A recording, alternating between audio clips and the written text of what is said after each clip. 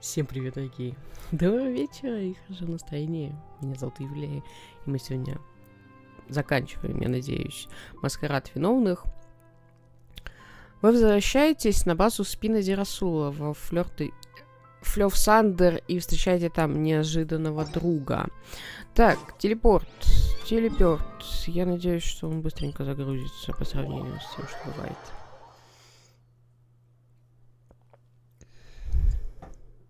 Я побоялась сразу туда телепортиться, потому что мало ли где там сейчас триггернется квест. Стрим не запустила, а квест уже вдруг пойдет. И я такая, упс.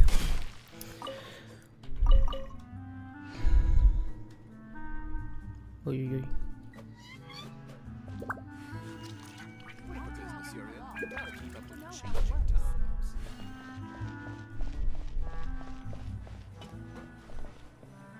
Как вообще это? Что это за тропинка такая?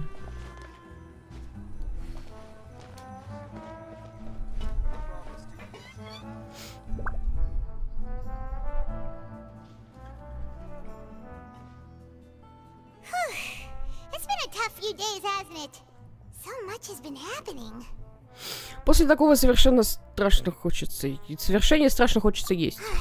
Paimon didn't think the meetings would go on for so long, but everyone seemed pretty fired up, huh?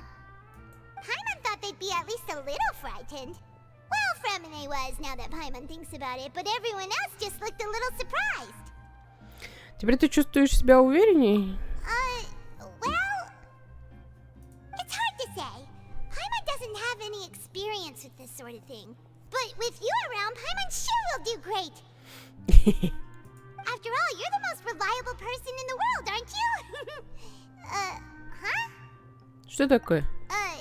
Did you just pour some tea? Paimon didn't notice you doing that at all. Нет, я ничего не делала. Then what's that? Ну, как сказать? Какая-то ведьма к нам пришла. Don't be frightened. I'm just joining you two for tea. I merely refrained from saying anything till now. Who's that voice? But there's no one here. Ну, явно ей не очень нужно тело, чтобы с нами поговорить. Ah, have you forgotten me already? Это голос, который говорил с нами в Сумеру? Wait, you are familiar. You're the voice we heard from the sky in Sumeru. The voice from the sky, I fear that description is wrong. Though, not completely wrong. You're feeling lost now, just as you were feeling previously. I sensed that confusion and thus came to you. Guiding people is an irresistible hobby of mine, after all. Кто ты и что тебе от нас надо? Consider me a passerby, just accepting a commission from my friend's disciple on a whim. Ученица подруги, она дружит с наставницей Моны, загадочная Эн из ведьминого шабаша. Позволь задать тебе один вопрос. Исполнится ли пророчество Фонтейни? The prophecy. Yes, what has been prophesied will be fulfilled. You may view such things as the history of the future. What? Then is there any way we can stop it? I believe you have witnessed a failed attempt with your own eyes. Can everything in Tevat so easily be changed? Опять это судьба. Неужели не бывает никаких исключений? Ah, so you've caught on. Just as prophecies are usually only the future as seen from the perspectives of the gods, could things be happening in hidden corners where the gods' gaze does not fall? Are the things that you shall see different from the fate that the gods perceive?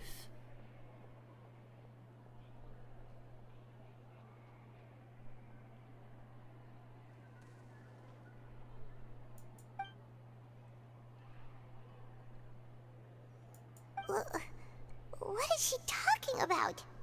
It all sounds really impressive and important and stuff, but it also sounds kind of scary. Чая почти не осталось. I believe that you understand, right? Some things are insignificant, but others you must reach out to change. Ultimately, fate shall serve as your only guide, no matter what will happen in Tevat's future. All you need to do is to play your part.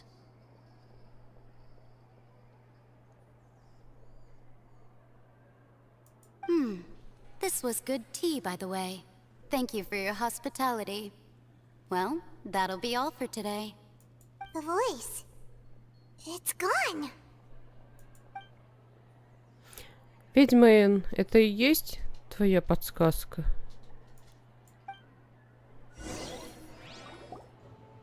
Неожиданные гости вызвали у вас противоречивые чувства. Проснувшись, вы замечаете, что снаружи кто-то есть. I want to hear someone talking.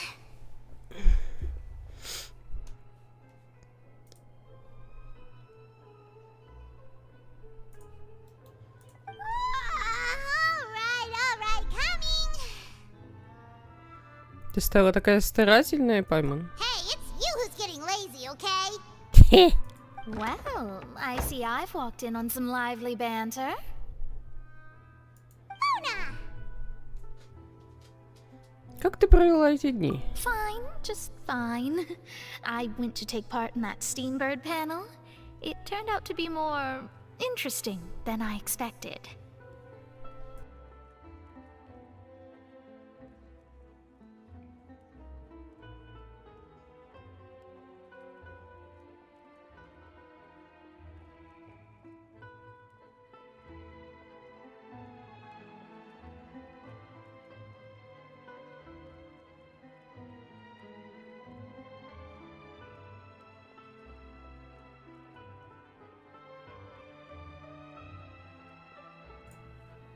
Not all Fontanians are pessimistic about this. One journalist mentioned that sitting around and waiting for the end to come would be wrong, and that they should make their own rescue preparations. I agreed, so we had a brief chat with her. Did she have pink hair by any chance? Why, yes! It was Charlotte. You remember her, right? That daredevil journalist?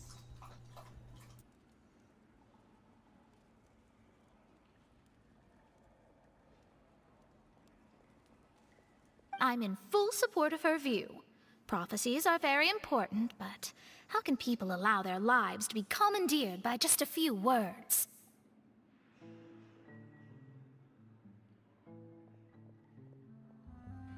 That's right! Paimon's glad to hear something sensible for once.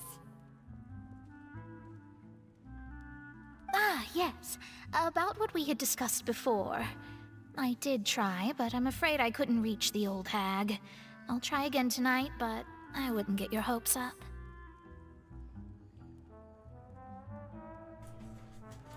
Вообще-то, к нам уже приходили. Huh? Вы рассказываете Моне о таинственной гости. Goodness gracious. Are you serious?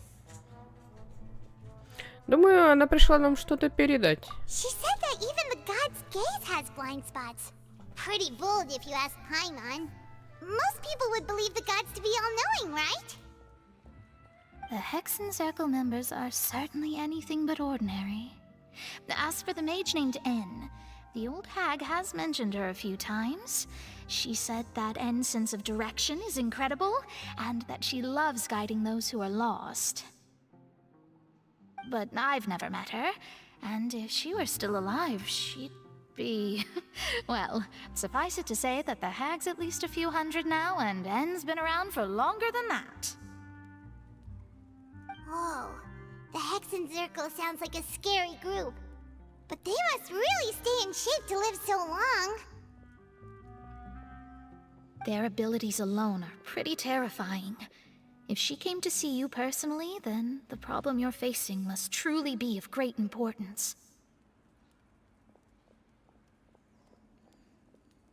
Well, it's not like Paimon could understand anything she said.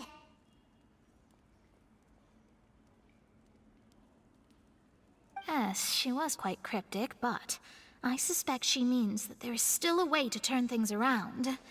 She didn't say when or what that would be, though, so... perhaps it is something that you cannot know right now.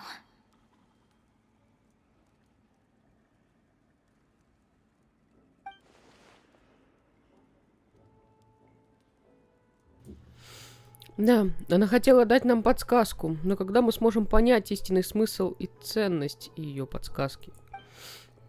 Или ее слова были лучшим из возможных ответов на мой вопрос? Traveler, Paimon, are you two all right? Oh, we're fine. We're just a little down right now.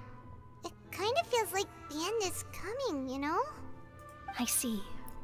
I feel that same sense of desperation, too. I guess you could consider me someone who has often witnessed fate. So far as I have seen, it cannot be swayed. But even so, I still hope for, and believe in, miracles. Astrology is eternal and rational, but fate may not be. It is cruel, but it can also be beautiful. Perhaps that's what En was trying to tell you. Not to lose heart, and to believe that what you are seeing playing out before you is not yet set in stone. I did originally think of steering clear of all this, but I couldn't. Even if this is all futile, I still wish to help everyone.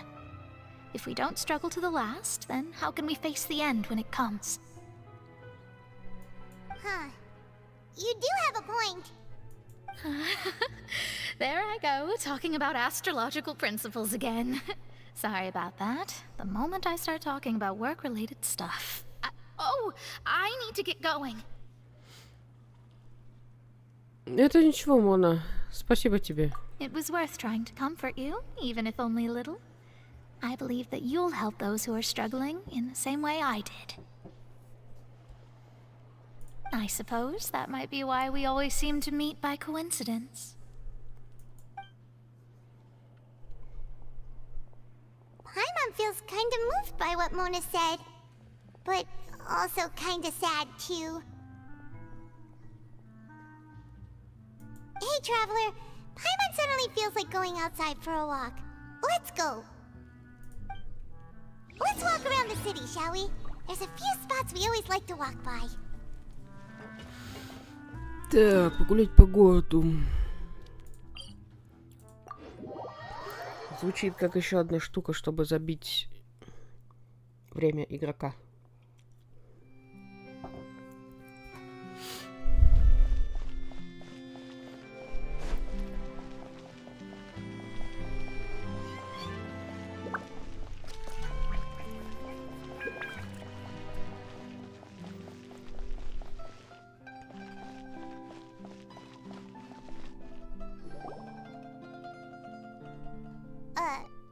Huh? Our names are written in this newspaper. What's going on? Может, мы стали знаменитыми? Let Paimon see! The underwater stronghold, the Fortress of Meripede, has continued in its noble autonomy, but that does not mean that others cannot interact with it. My recent attempts to enter the fortress bore little fruit. Huh. Guess Charlotte still hasn't given up on that. Thus, did an Outlander friend become the focus of this report, a blonde adventurer with their white fairy legends trailing in their wake. It is said that this mysterious traveler once visited the underwater fortress. So while the fortress's interior remains a mystery behind closed doors, do not fear, for the tales of the traveler contain surprises in spades. Journalist Charlotte's biggest scoop yet, the Traveler's Trail, World Walker. Huh. Charlotte took so many awesome photos of us and we never even noticed her. She hasn't been able to get a hold of anything at the fortress, so since we're easier to find, she's using us as the subject matter instead? Похоже на то. Seriously? Well, fine. Those headlines and photos do look cool, so Paimon will forgive her this time.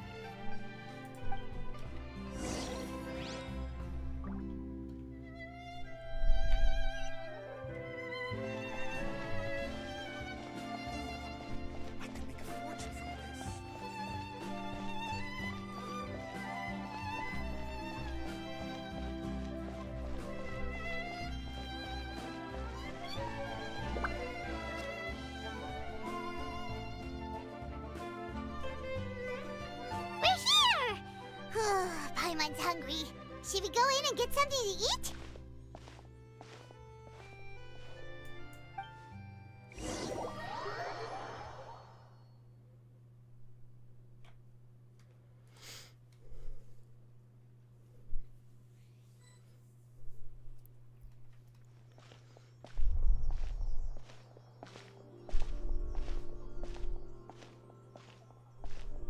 Hey, quick! Look! That's the limited edition, only 16 slices a day cake! А сегодня его еще не распродали. It was so delicious the last time we tried it. Despite the tense situation we were in, let's give it another go. I'm sure it'll be great. Нельзя, чтобы нас опередили. One slice of cake, please. Someone showed up after all. Oh, wait, you're the one from the Palais Mermonia. Oh, are you here to buy cake too? It seems Monsieur Nervalette was right. You really can eat. Wait, did he really say something like that? That's right. Even he has his own preferences when it comes to food. As for me, I love the cake and coffee here. Do you come here often? Usually every day. Every day? It's part of my daily schedule, apart from work. I shall have my cake and coffee. Then what if someone told you one day that this place would be closing soon, and you wouldn't get to eat cake here anymore? What would you think? But why would it close? Well, Paimon doesn't know either, but maybe the waters will rise tomorrow. You know, like in the prophecy. Oh, the prophecy. To be honest, I haven't paid much attention to that. No, still, even if there'd be no more cake tomorrow, that wouldn't keep me from having some today.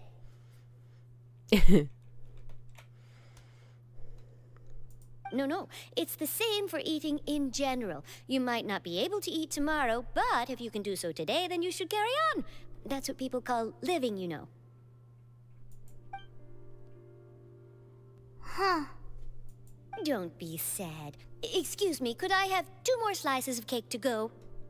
These 2 slices are for you. Sijuin said that this kind of expression you're making is what humans call being sad.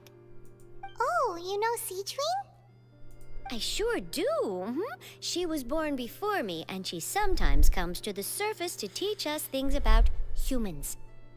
She said that humans are creatures that are saddened easily, yes, and you can only lift their spirits by feeding them delicious food. So please try the cakes here. I've got something else to do, so I'll be going now. You two try to stay in a good mood after eating, all right? Bye.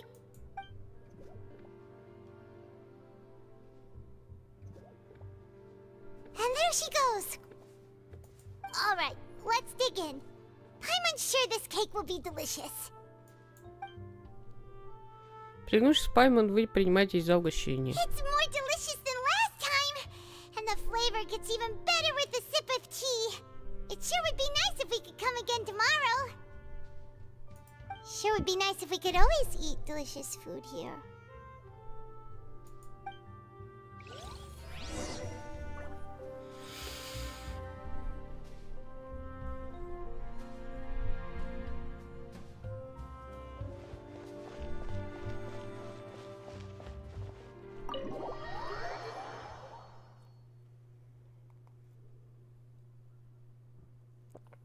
Oh, we're near the Seabird office. Let's go look for Charlotte and have a chat. Спросим с нее фоточек.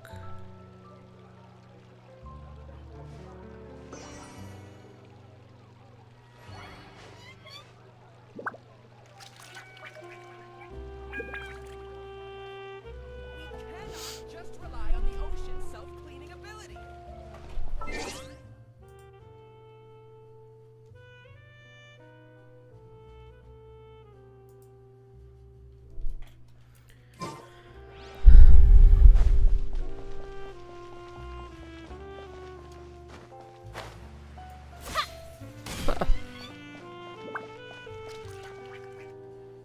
Wow!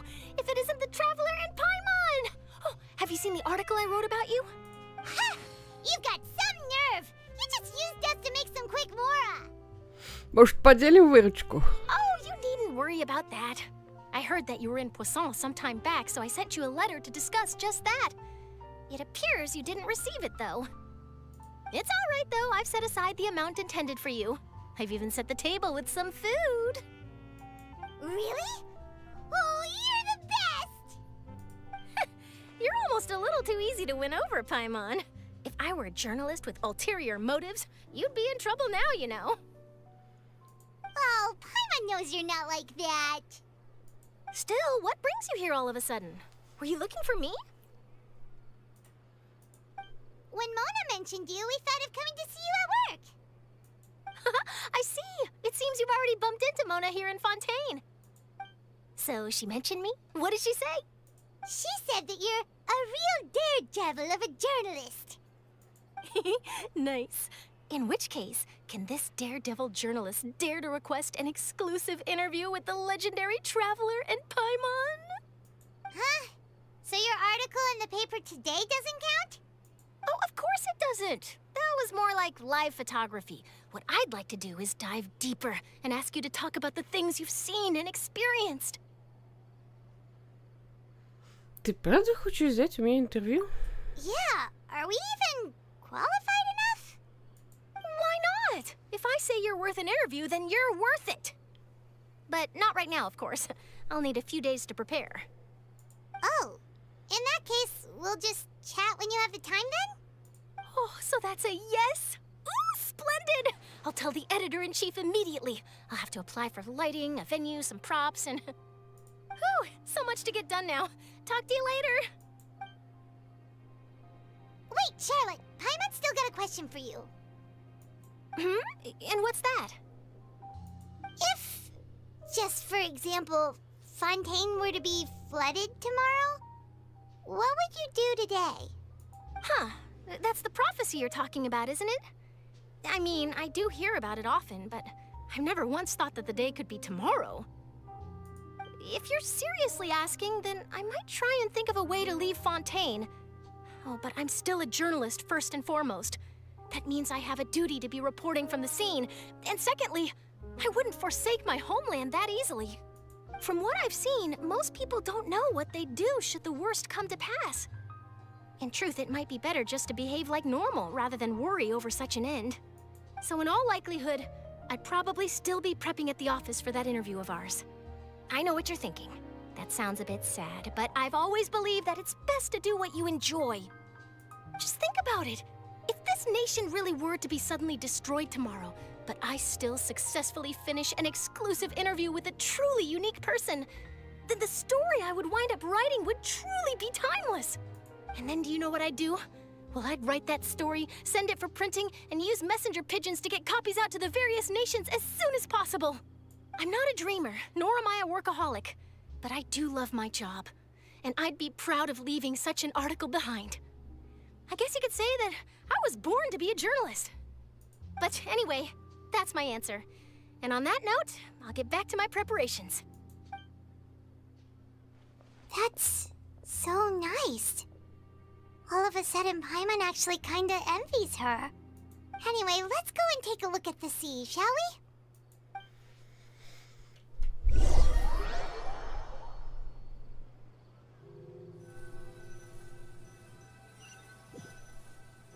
Че, мы пешком не пойдем, но The сразу sea туда? breeze and scenery can be a pretty soothing combo, huh? Paimon's been thinking. Что? If it wasn't Fontaine, but all of Tevat that would be destroyed tomorrow, where would we go and what would we do? No, Paimon should ask, if you could choose, what would you like to do? Будь у меня выбор... Шарлотта была права. Какие размышления вряд ли несут в себе много We've смысла. always been moving to the next destination, so we haven't spent much time thinking about these kinds of things. We didn't have to either, with us always being on the road and whatnot. Думаю, я буду продолжать путешествие. You mean, still traveling? Да, и ценить каждую секунду, что нахожусь в этом мире. Huh. Wait, isn't that what we've always been doing? За разговором с вами время проходит незаметно, наступает ночь. Возвращайтесь в свое жилище, чтобы утром встретить новый день. Следующие несколько дней проходят спокойно. Шарлотта берет у вас интервью на базе спины Дерасула во Флёрсандер. Закончив с делами в Пуассоне, Нави возвращается на базу. Вы делаете общий снимок. Все идет хорошо.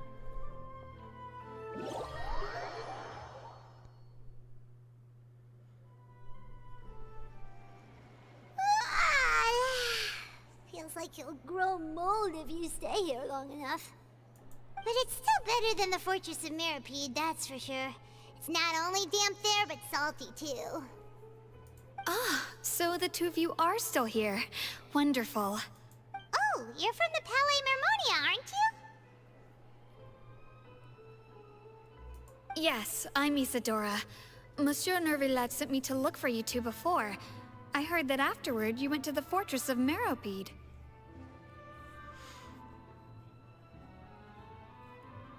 Станислав ТВ, вечера доброго тебе. Спасибо. Там чатик немножко спит.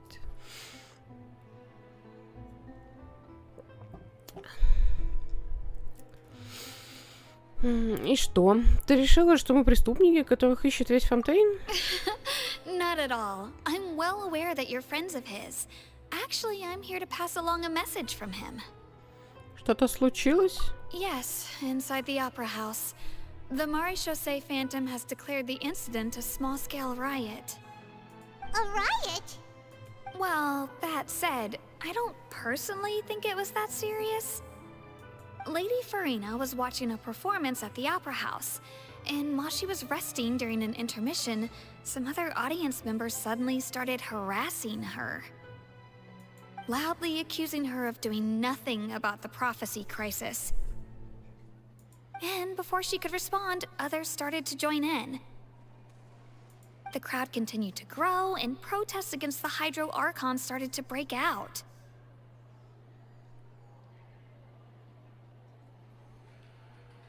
Стримеру нужна помощь с дождями или боссами? Нет, стримеру не нужна помощь. Стример 60-го ранга играет со старта. У стримера все в порядке.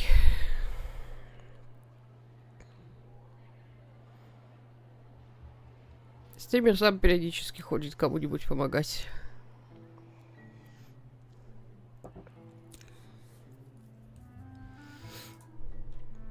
So people have started to put the blame on Farina. Guess they finally found an outlet for the pressure they've been under due to the prophecy.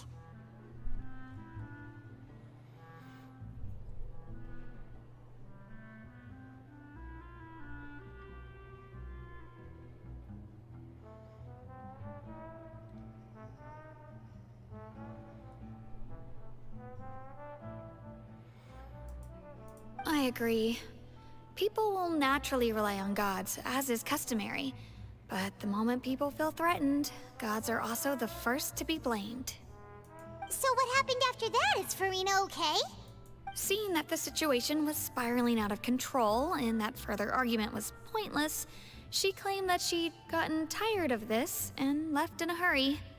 The Maréchaussée Phantom had their hands full maintaining order and did not catch where Lady Farina had gone.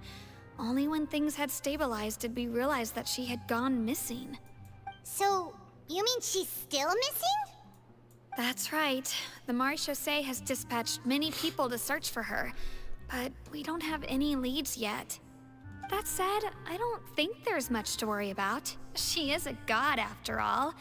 Even if she were to fall into the hands of rioters, what could ordinary people do to her? Я поняла. Good. Monsieur Nervillet sent me to tell you about the situation, but he didn't say anything else. Don't worry, this is more than enough to go on. Thanks for keeping us informed. Ah, is that so? Well, all right then. In that case, you two take care. I'll be heading back to the Palais now. Well, sounds like we should hurry over to Poisson then. 160 ранг. Мои поздравления. Даже не знаю с чем. Но явно с Морой. Ты сразу сообразил. If we know Farina, she won't try to fix things in this situation. Instead, she'll look for a place to wait out the heat. And as we also know, she may be loud and dramatic, but she doesn't have a heart of stone. When Nervalais was talking to her in the Palais Mermonia, and she heard about Poisson, she couldn't hide her sadness and remorse. It would be hard for her to ignore being accused by the public today. Paimon thinks Farina's probably taken the opportunity to slip away to Poisson and try to relieve the sense of guilt that she's feeling. Huh. Well, what do you think? Paimon knows the answer, of course, but Paimon can do the analysis to back it up too. Cool, huh?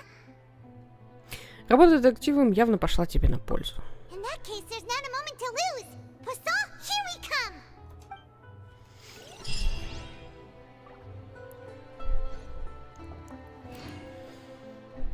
Poisson, here we come. Так, поручение, окей, хорошо. Так, давайте сдадим поручение, то они будут светиться и бесить.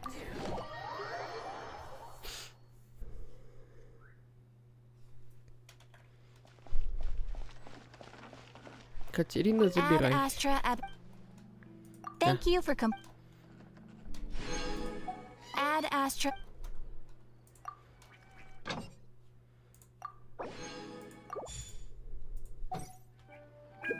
Лучшая кнопка на свете, блин.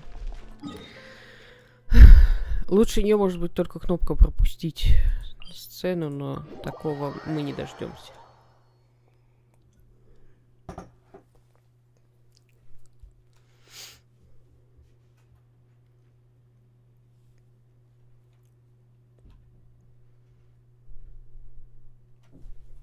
This place looks deserted. Guess all the survivors must have evacuated already. All that's left here are signs of devastation. Could Farina really be here? Let's try to find her as soon as possible. Добрый вечер.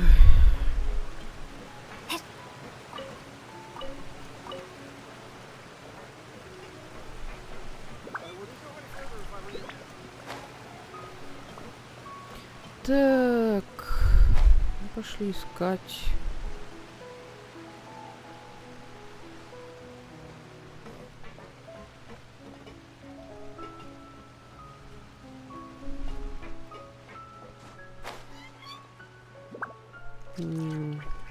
Оберегись.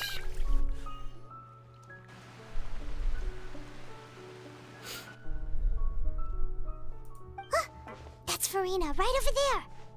She really is here all on her own. Чш, не шумим.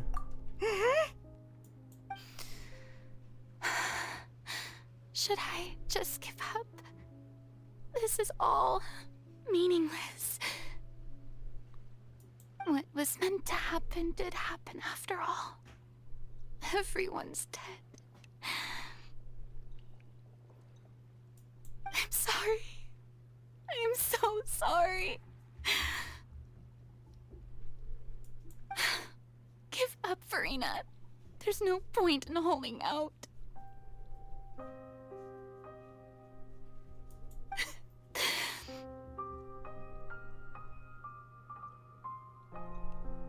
I'm sorry. But what can I even do other than to repeat meaningless apologies over and over? Фурина. Who's that? Don't worry, Farina, it's just us.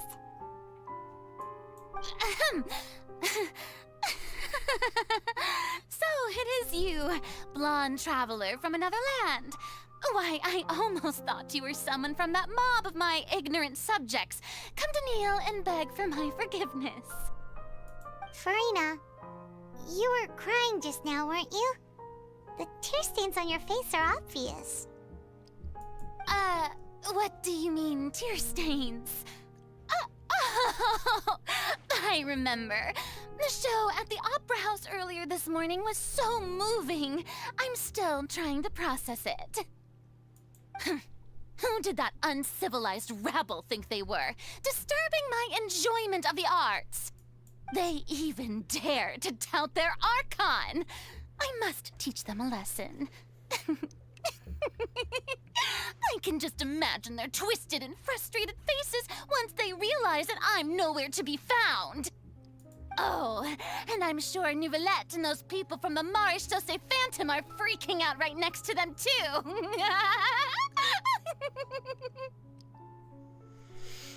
Фурина, хватит ломать комедию. Тебе сейчас очень тяжело. Of course not. Hey, there she is! The Hydro Archon's over there! Quick, after her! Farina, those people seem to be after you. They are? They're just some rabid fans who want to cut the line because they haven't been able to meet me in person, aren't they? That's against the rules. I can't let them get their way. Farina just ran off. Quick, we have to catch up with her.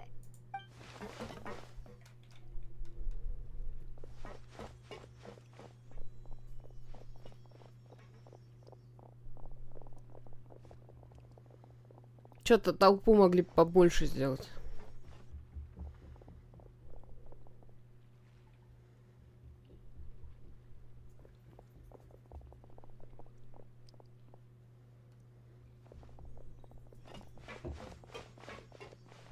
This should be the place, right? Hey, Farina! There's a good hiding spot over here. Quick, come to Paimon before the rest of them catch up to you. What? What is this place? Hurry, they're almost here. Fine. I suppose haste is warranted. Lead the way.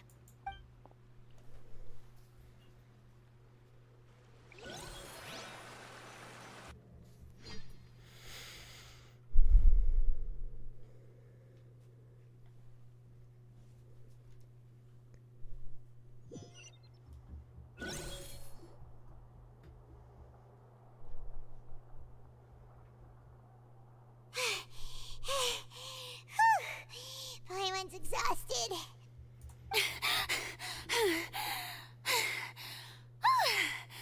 I'm so tired. I totally thought they had caught me. No, I mean, I merely gave in to the sheer enthusiasm they displayed. Здесь плохая звукоизоляция. Лучше потише, а то нас могут услышать. You're right. Yep, that's a good girl.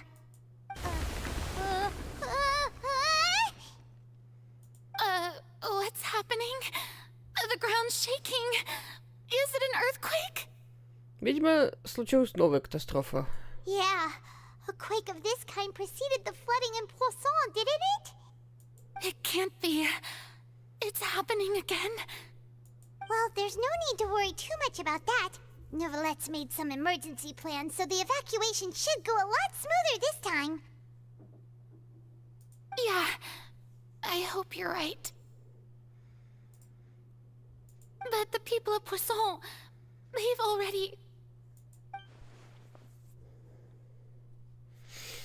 Фурина больше не может ломать комедию. Теперь, говоря о своих истинных чувствах, она выглядит немного естественней. Фурина понемногу успокаивается, вы заводите разговор. It's true. I've been investigating the prophecy for hundreds of years. I once had informants all over Tevat, searching for clues and feeding information back to me. I've tried all kinds of ways, too, to hold back the sea. Anything to keep the coastline from advancing. But all my efforts proved to be futile in the end. Really, the truth has been clear to me for a very long time. We cannot make an enemy of the divine. No matter what we do, the will of the heavenly principles will have its way, and the prophecy shall be fulfilled. И все равно, для тебя... Give up. I do love the sound of that phrase. It would mean finally coming to terms with fate, but also for me to finally be free.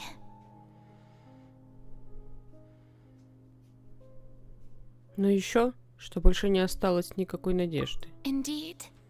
I've thought about giving up so many times, especially after we almost lost Poisson. Fate is really unreasonable, isn't it? It has no heart and obeys no rules. The prophecy has only just started to come true, and so many people have already lost their lives. Вечерочку доброго, чатик. But just now, it all became clear to me. I still don't have the right to come to terms with fate on behalf of everyone else. As long as the final moment hasn't come, it's still not too late. Don't worry. I will keep hope alive for everyone until the very end.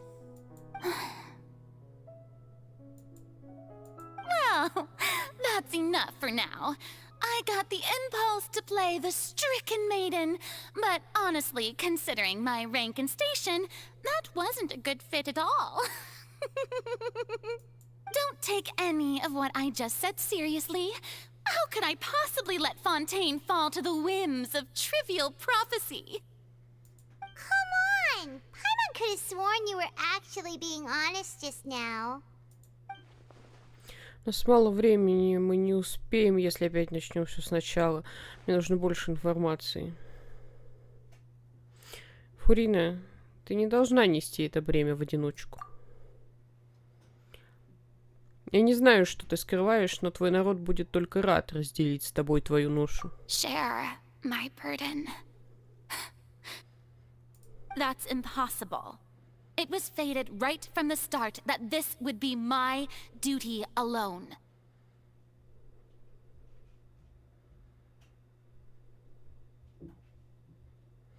Даже если ты не хочешь снять с себя часть ноши, ты все равно можешь кому-то довериться.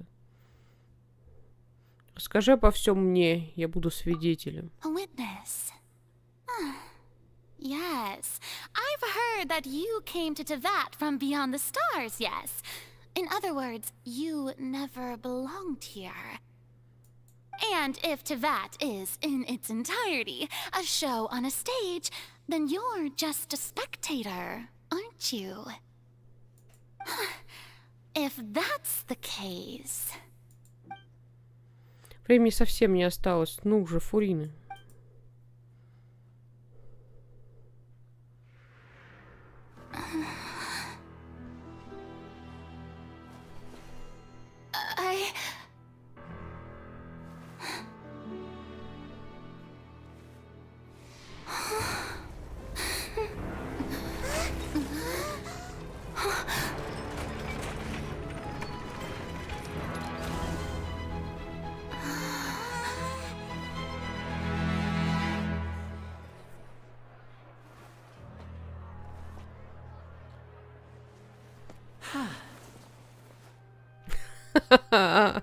Прикольно.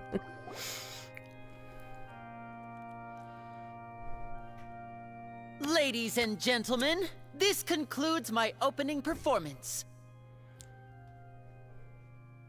Now, without further ado, we may proceed to the trial of our god. So, this is what it is. Yes, you deserve praise for the effort you took to raise the dramatic stakes. Do not forget, however, that I am Focalor, the god of justice, the embodiment of justice itself. Does it not strike you as even the least bit absurd to bring the very concept of justice to trial? May I interpret these words as your refusal to stand trial? In that case, you will have the opportunity to defend your honor through a duel.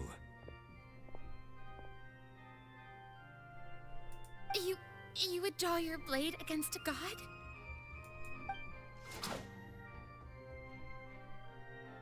I see.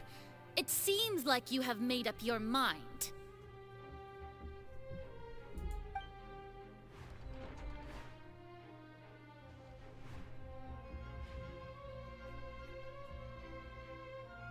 can't believe it.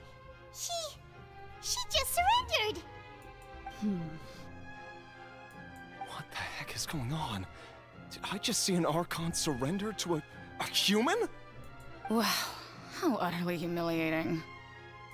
Lady Farina, what is the meaning of this? It would seem that there has been a misunderstanding. To be clear, the raising of both hands is not always an indication of surrender. Looking for excuses again, huh? I raised my hands just now to indicate my acceptance of the trial. No duel shall be necessary. I will admit that I've been running away for a long time. I'm sorry, everyone. I was unable to protect the people of Poisson. It is my duty to stand trial for my crimes. You are not the only ones to be disappointed in me. I, too, am exceedingly disappointed in myself. But now, it is time for the Hydro Archon to show you her courage and resolve. I, Farina, will use this trial to show the world the true meaning of justice! This time, I will protect you. Applaud and rejoice! One of the most outrageous and fantastical arcs known to the opera epiclese is now unfolding before your eyes. Mark my words, this shall be one of the most exhilarating and brilliant shows ever to grace the stage of Fontaine! The trial of the Hydro Archon, Focalor, will now begin! Woohoo! Oh, now we're making history. Why does it feel like Farina just took over the whole thing? Like, come on! Didn't she just get forced to stand trial for her crimes? Also, even though she's still acting super dramatic, she is taking this seriously this time, right? All right, then.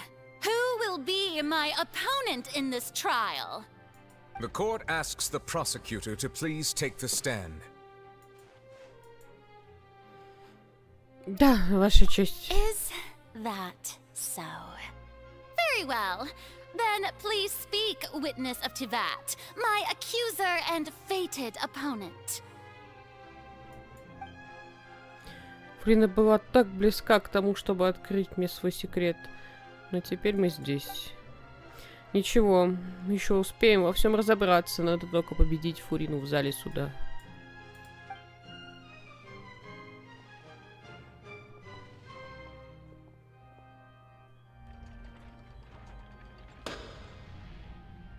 Also, please allow me to ask, as a final question before the trial begins, just how much work did you do to force me onto this stage?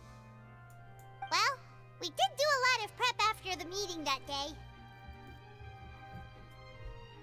I can go over the tasks assigned to the Spina di Rosula, since they were rather straightforward and easy. Navia, the president of the Spina di Rosula. Most of the people who participated in the disturbance this morning were my subordinates.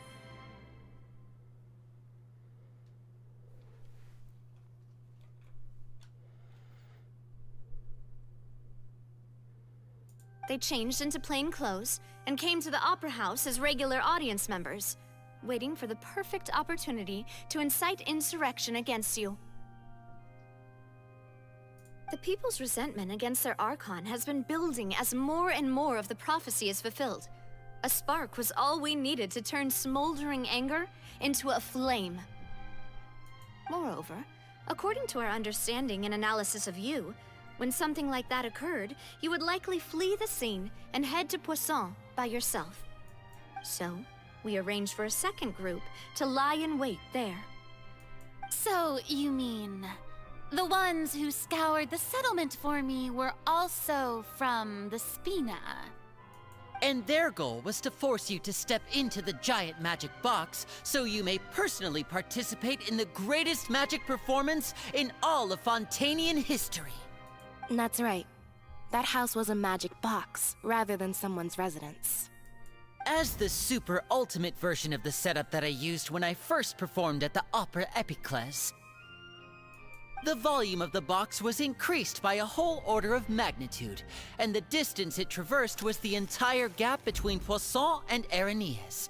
Its cargo, of course, was an Archon instead of a human. My thanks, Farina. Without your help, we could never have pulled off such an extraordinary performance. You're welcome? Of course, this performance was only made possible with Father's support. The House of the Hearth spent a massive amount of labor in Mora to pull this off.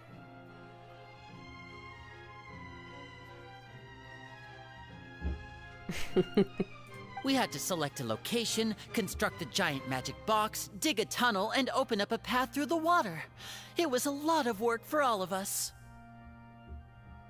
So, in other words, the earthquake that we felt within the giant magic box was just a normal tremor from the transportation of the whole house? That's right. It wasn't a sign of another disaster to come. Мы тебя обманули. Then, I can guess Nervilette and Cloran's parts. You gathered a crowd, prepared a stage, and made sure that the champion duelist would be immediately ready for a fight. Also that as soon as I appeared on the stage, the trial may commence without a hitch. Am I right? Yes, that is correct. Well, Clorand, I must commend you for your courage. Only the most outstanding champion duelist in all of Fontaine would accept a duel with an Archon without flinching. Thank you. As for you, Traveler, I suppose your role was to keep me distracted with conversation once you found me in Poisson.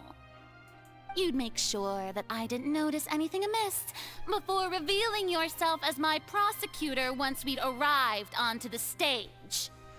Нет, ты не угадала. Oh? Моей задачей было дать тебе последний шанс.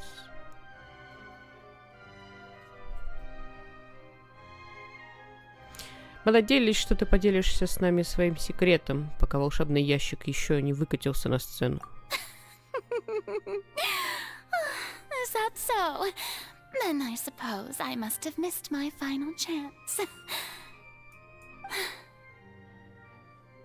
It's fine. It matters not. What's done is done. The stage is already set, so there's no reason to disappoint the audience. Let's see this trial through to the very end. Теперь остается одно — провести суд над Гидроархонтом. И все равно я не могу отделаться от мысли о том разговоре, что хотела сказать мне Фурина перед тем, как очутилась на сцене. Madam Prosecutor, please allow me to pass this along. This is a document that Miss Charlotte applied for and received permission to share with you during the trial. According to her, it should speed up the proceedings. Huh? Charlotte wanted to give us something? Oh, so she's here too! Hey, Charlotte! Oh, let Paimon see. Isn't this the exclusive interview that she did with us before? So she's a... Wait, then that means this document is a perfect timeline of everything that's happened ever since we stepped foot in Fontaine! So in other words, we can refer to this anthology of evidence every time we want to use something from our journey as evidence for an argument!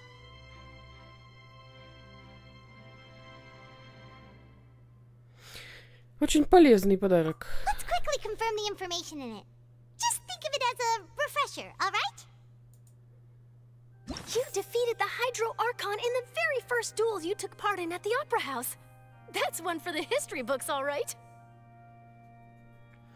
В разгар первого выступления Элинет в оперном театре развернулась трагедия, хотя с них были сняты все обвинения, их личности, как агентов Дома Очага, были раскрыты. I didn't think that you'd wind up getting to the bottom of the case I'd been following all this time. I guess you could also see this as a happy coincidence. Правда о деле об исчезновении девушек. Оказалось, что фанценцев можно растворить водой из первозданного моря. В течение многих лет Вашер похищал и растворял девушек для своих экспериментов, пытаясь найти способ вернуть свою жену, которая была растворена в результате несчастного случая. This is the first time Monsieur Nervillette had a difference of opinion with the Oratrice. Even the Hydro Archon can't figure it out.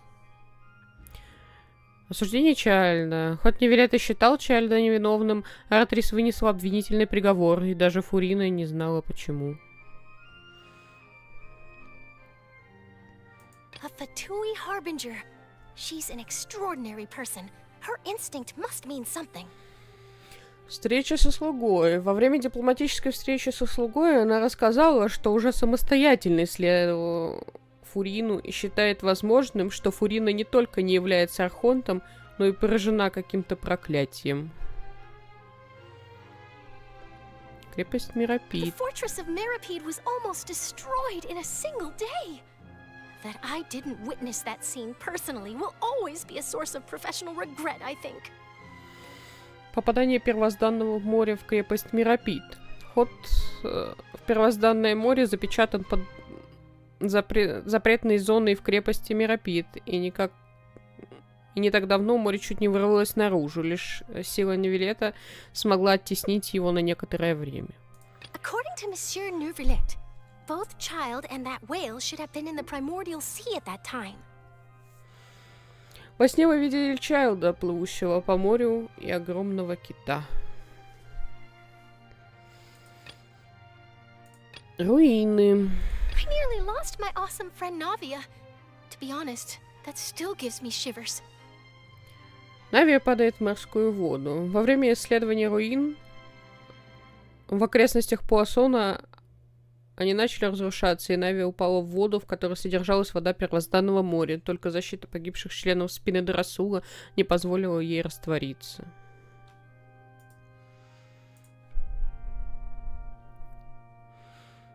The words of someone as extraordinary as a witch can probably only be truly understood when something surreal happens to you. Чаепитие с Энн. Энн связалась с тобой через твое сознание. Она считает, что пророчество обязательно исполнится, но тебе нельзя терять надежду.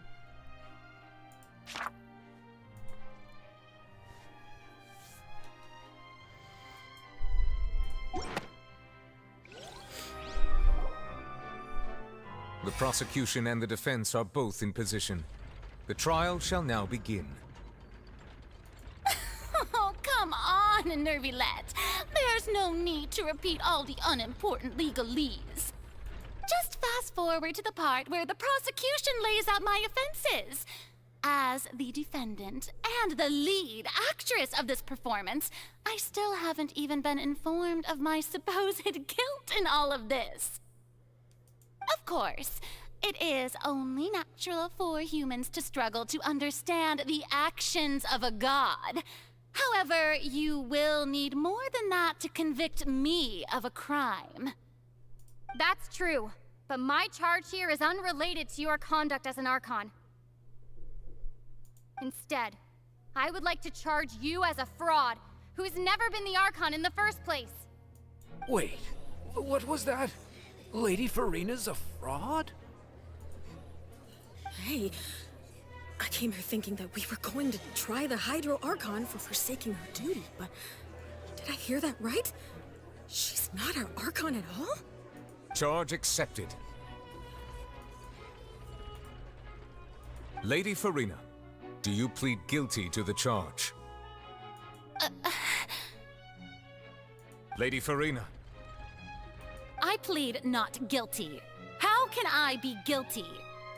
There is no way that I, Focalor, otherwise known as Farina de Fontaine, a member of the Seven and the Regina of all waters, kindreds, peoples, and laws of Fontaine, could be anything other than your true Archon. Yeah, even though Lady Farina can be rather eccentric, isn't it going too far to doubt her very identity? Yeah, I've never questioned her identity either. Sure, Lady Farina can be super irresponsible, but what grounds does that prosecutor have to make such a huge claim? I have cause to believe that common sense will prevail in this case. Many of the members of the audience have known me as the Hydro Archon ever since they were born. There would be no fooling their memory. See? Even the Oratrice has decided to show me its favor. Are you sure you want to commit to a charge that will never be upheld? If you wish to drop the case, I can promise you as the God of Justice that you will not have to face trial for making a false accusation. We will treat everything that's happened as a dramatic spectacle and move on with our lives. What do you say to that? Huh. An argument with near impossible odds, huh? We have to not only refute Farina's claims, but also overturn the long-held beliefs of the people. Люди верят, что ты Архонт, потому что привыкли верить. Well, I tried to give you the chance to surrender. If you must persist, then let me ask. If you believe I'm not the Archon, then what manner of being do you think I am? And if I was not the Archon, then how did I manage to live for over 500 years? Надо подумать, что особенного мы знаем о Фурине. Как Фурина может быть жить так долго, будучи всего лишь человеком?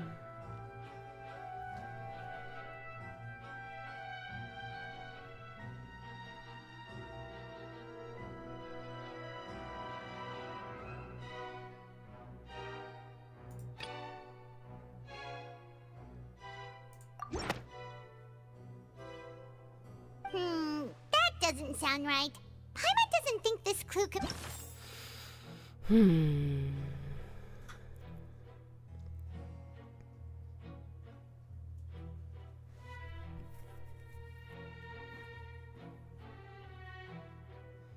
Я не знаю.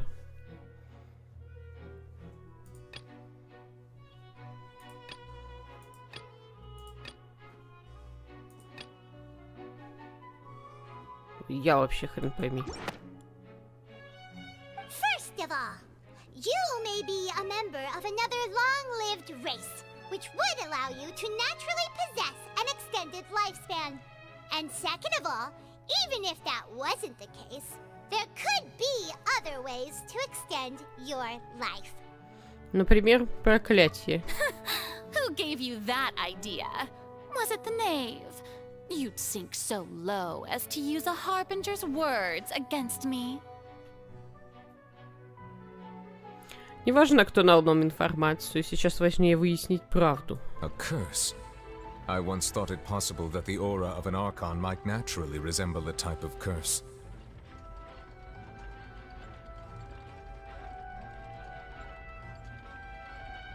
But in light of this claim, perhaps what I sensed was not your divinity, but a curse after all. Neverlet sensed it too, huh?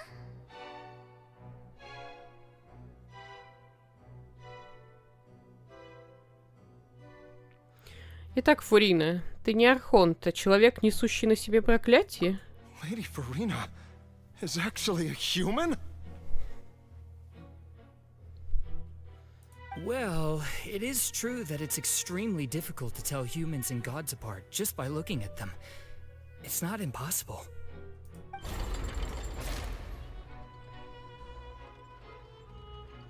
Well, don't start celebrating too early now. Even if I have been carrying a curse like you said, how does that prove that I am merely a human being? Besides, everyone knows that the main difference between a human and a god is the possession of authority. Gods can do what humans cannot. That's why they're worshipped as gods.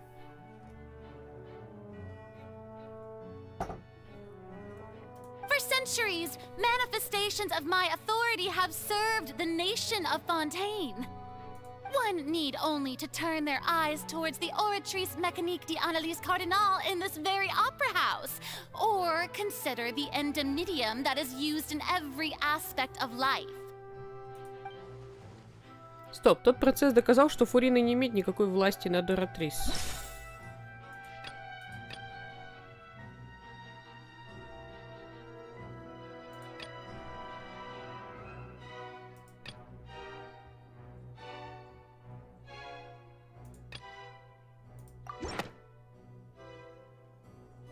You tried to reference the Oratrice. But weren't you as confused as all the rest of us when the Oratrice declared Child to be guilty without any proof?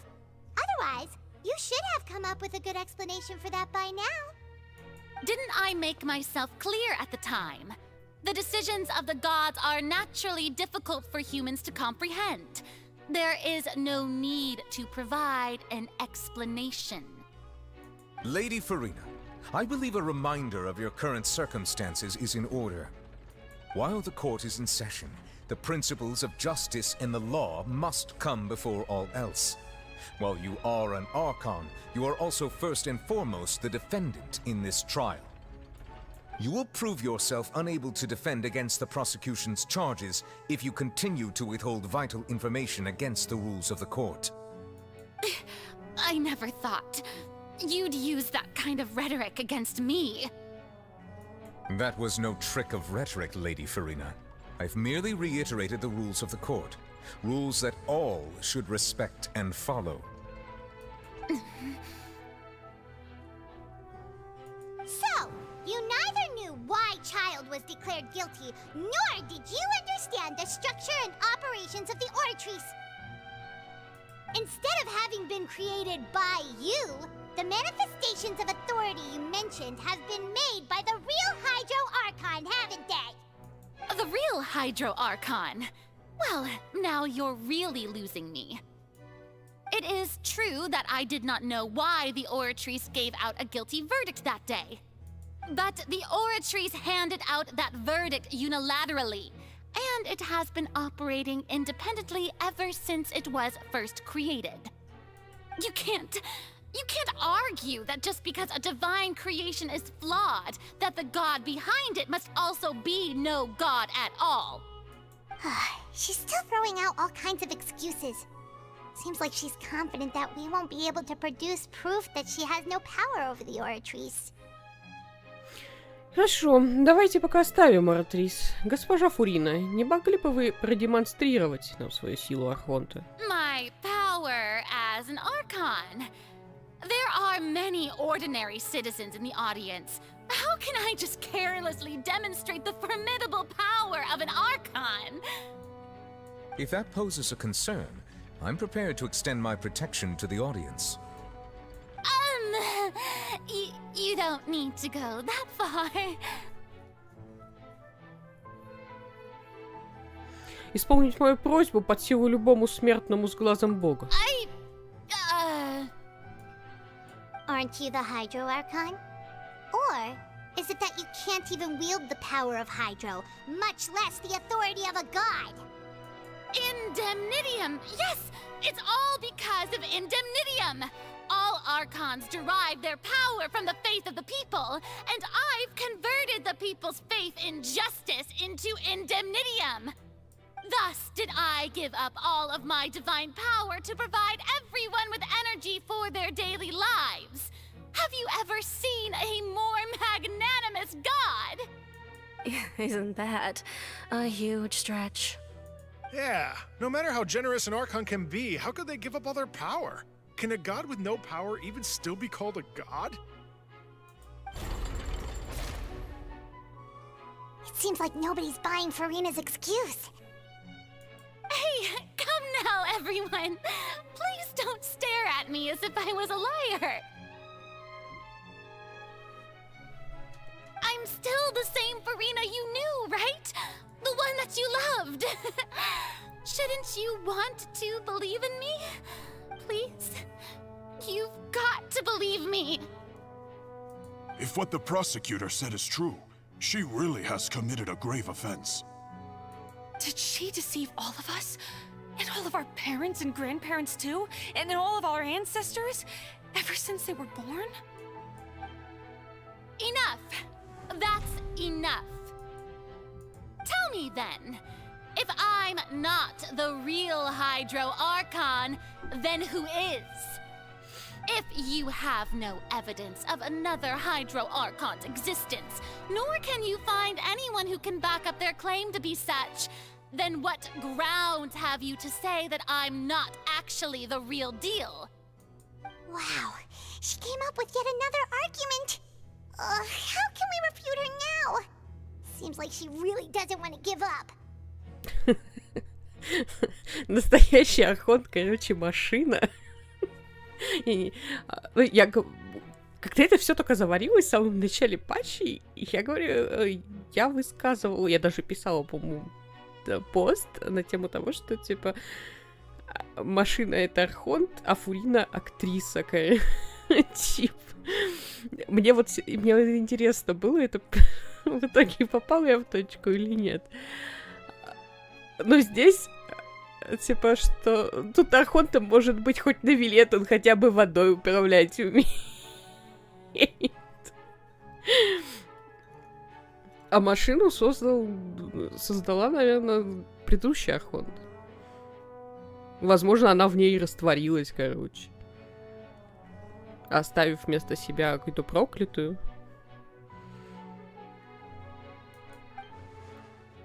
Если мы не можем доказать, что она не является архонтом, стоит попробовать доказать, что она простая смертная. А если она простая смертная...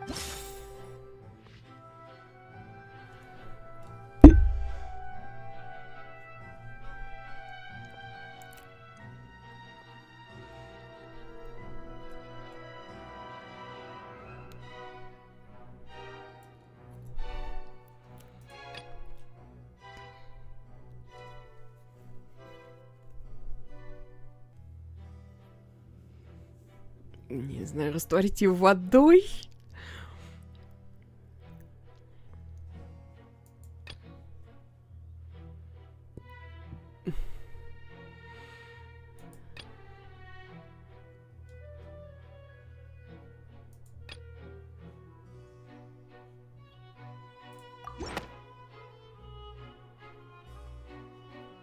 It has been established that all Fontanians can dissolve in water from the primordial sea.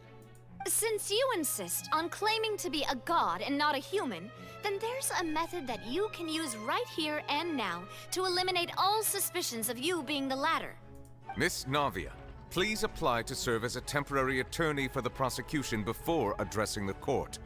Though you act in partnership with the prosecutor, you must still adhere to proper procedure. Super sorry, Monsieur Chief Justice. I swear this really will be the last time that I'll speak out of turn. Now, I've brought some seawater from Poisson. As everyone knows, a massive flood struck the area not long ago, taking many lives,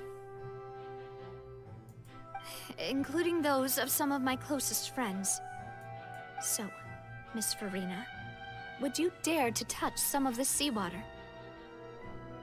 If we are to believe that you are indeed the real Hydro Archon, touching this seawater would have no effect on you.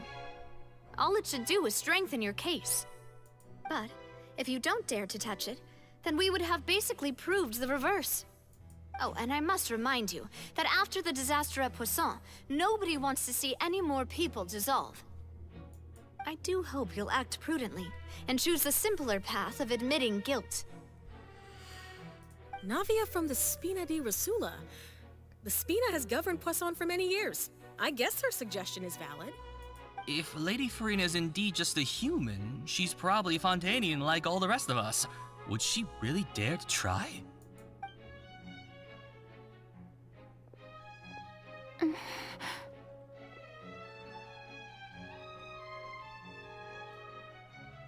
Farina?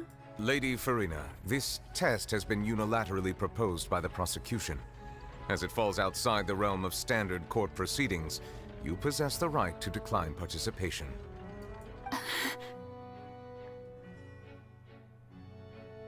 Well, of course he had to tell her that. But refusing to participate is basically the same as a confession of guilt. She's just staring at the water without saying a single word. It really does seem like she's quite terrified of it. That could only mean... What's going on? Is she really planning to... that's not what we thought she would...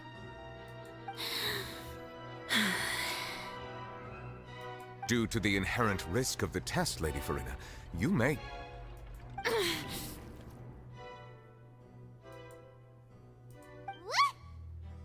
Hey! Она...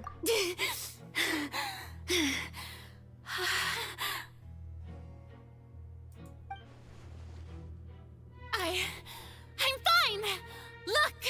Look at me, everyone! My hand is still here! I haven't been dissolved! Will you believe me now? I really am your Archon! I'm nothing like a normal human who would fall apart as soon as they touch this water! Really? Was this not the most obvious thing in the world? Miss Siegewien? If you are present, Miss Siegewien, please come forward and attend to the defendant. Siegewien? Don't be nervous. It'll just take a few seconds. Let me see. That should be enough. Please announce the results of your evaluation to the court, Miss Siegewien. As everyone doubtlessly saw, Miss Farina was displaying symptoms of hyperventilation and flushed skin. These indicate that she was experiencing the adverse effects of exposure to primordial seawater. The extent to which she was affected is the same as other humans when exposed to primordial seawater of a similar concentration. Thank you, Miss Siegewien. Lady Farina, you may return to the defendant's stand. Oh wait, what did she just say? I didn't get dissolved! Shouldn't that be enough to prove my innocence? Well, considering your tendency to run from your problems, we did originally prepare a direct sample of the seawater around Poisson. However, after extensive discussion, we exchanged it for a sample that is not concentrated enough to dissolve an actual human. After all, on the off chance that something entirely unexpected might occur, we don't want anyone else to lose their life to the sea. Yeah, so out of regard for Farina's life, you secured a low-concentration sample and asked the head nurse to serve as an expert witness. It's a great thing that the direct sample wasn't actually used. Farina could have... I can't believe... You... Ну что это было? Фарина не могла не сознавать последствий своего поступка. Очень на нее не похоже. Неужели ей важнее доказать свою божественность, чем сохранить жизнь? Но она ведь давно на все махнула рукой. Listen to me, everyone. Please don't give me such cold and disdainful looks. What happened just now didn't prove a single thing.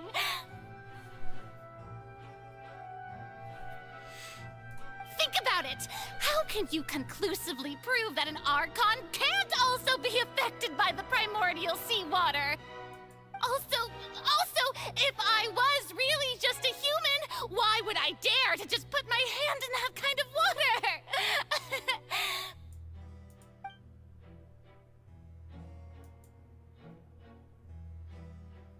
Please, everyone, anyone, just listen to me! I swear, I really am your Archon!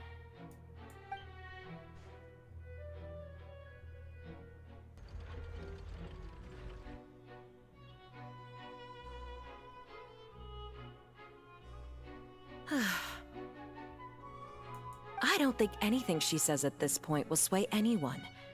The odds are just too stacked against her now. With all the things that have been said, Paimon doesn't think there's any way left for Farina to win. I believe the time for arguments and presentation of evidence has come to an end. If there are no objections, we will move on to the final judgment.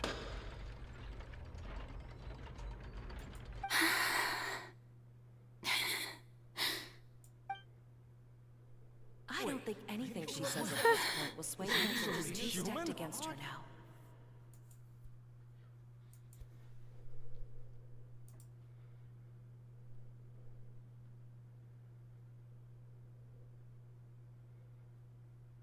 In my capacity as Chief Justice, I shall now render judgment on Furina's misrepresentation of herself as the Archon of Fontaine.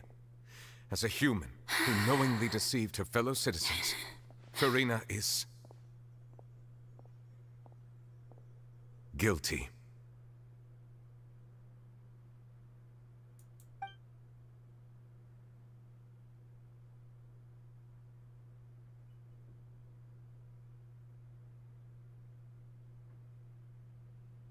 We shall now turn to the Oratrice Mécanique d'Analyse Cardinale to render the final verdict on the charges.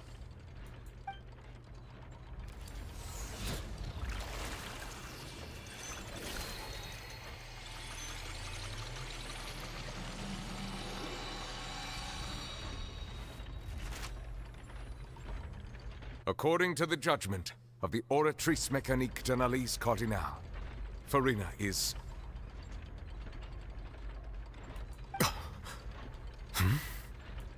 Well, what's wrong? What's the Oratrice's verdict? Неужели Ратрис признала Фурину невиновной? No. The Oratrice also displays a guilty verdict. Isn't that correct then?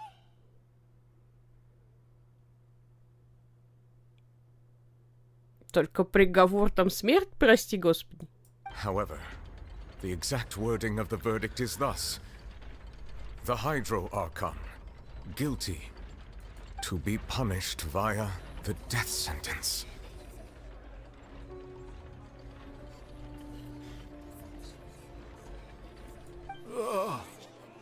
The death sentence? That's actually one of the available sentences? I've always thought that it was just a myth. The one and only time the death sentence has been handed out at the court, and it's been given to the very person we've worshipped as the god of justice? What an unexpected twist. Furina's been sentenced to death by the Oratrice? We just wanted to use the trial to show her the seriousness of things so she'd tell us the truth. How did things escalate this quickly? This outcome is indeed quite strange. According to Fontaine's current definitions of justice, as well as its recommendations for criminal sentences, is this sentence really appropriate for the crimes that have been committed? Yeah! Even Fauché wasn't sentenced to death by the Oratrice. You know, the real evil mastermind behind the serial disappearances case. Но что еще более странно, Ратрис объявила виновной не Фурину, а Гидроархонта. Indeed. Not only is Furina's sentence overly excessive, the very point of our trial today was also to prove that Furina has never been the Hydro Archon in the first place. But now, the Oratrice seems to have deliberately invoked the title of the Hydro Archon. What does this mean?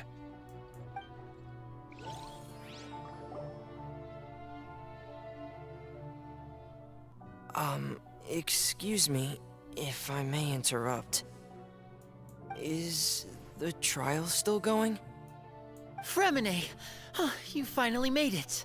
I assume this means you've completed your mission? Mm-hmm.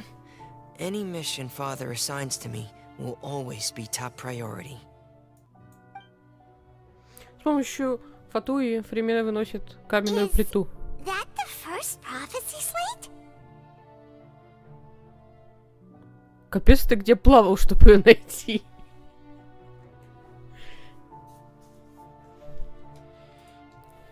Huh. So the knave privately arranged for Fremine to try and find the missing slate. I looked everywhere and finally found it at the bottom of the sea. It took me a long time to get around some dangerous stretches of water. But has the trial already concluded? Then... doesn't that mean I've come too late? Oh no. Father will be disappointed in me. Не беспокойся, тайна еще не разгадана. Нет, еще не поздно. Thank you for your hard work, Mr. Fremine. Please allow me to review the record left on the slate.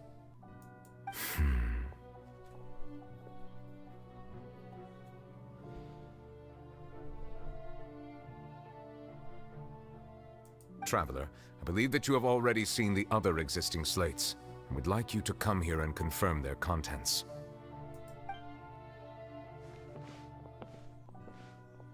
Huh? So what do you see? What is it?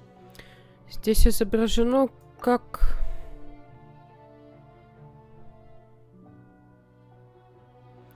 Предыдущий гидроархонт обращается к своей силе, чтобы превратить океанидов в людей. I believe I have now made sense of the Hydro-Archon's crime. It has to do with Fontaine's lost history.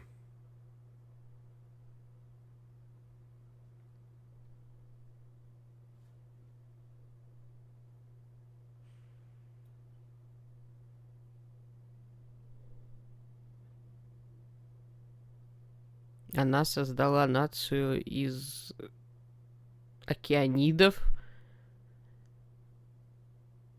а пророчество призвано вернуть все назад? Isn't the Hydro Archon just guilty of deceiving her people? Oh, wait, no, that's Farina, and we've already proven that she's not the Hydro Archon. So when you say Hydro Archon, do you mean the real Hydro Archon we've been kind of talking about? In truth, everything that you've encountered in Fontaine up until this point can be traced back to the contents of these stone slates. However, I'm uncertain as to how much sense they currently make to you. Изображения на плитах связаны с реальными событиями. Okay, let's try to recall the contents of the other 3 stone slates. Paimon will do her best to help you remember.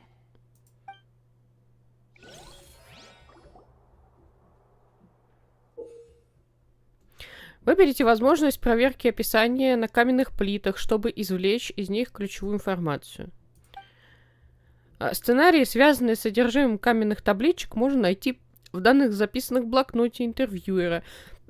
Также можно провести подтверждение. По мере продолжения процесса подтверждение уровень воды фонтана в интерфейсе меню будет повышаться. По окончании проверки всех каменных табличек раскроется истинный смысл пророчества. The first stone slate describes what you just said. It seems to show the previous Hydro Archon using her divine power, and then the Oceanids turn into humans. Does that mean that Fontainians are transformed Oceanids? Oh, Paimon wasn't expecting that. But if Oceanids can turn into humans, then perhaps this process can be reversed as well. The second stone slate shows Celestia floating in the sky, and the Hydro Archon and her people worshipping it together. But the heavens still brought judgment down upon them. This must be the point when the Hydro Archon and the Fontainians were branded with their original sin. Does this mean that the original sin and the Hydro Archon sin are the same thing? The third slate shows the Hydro Archon sinking into the sea surrounded by many people.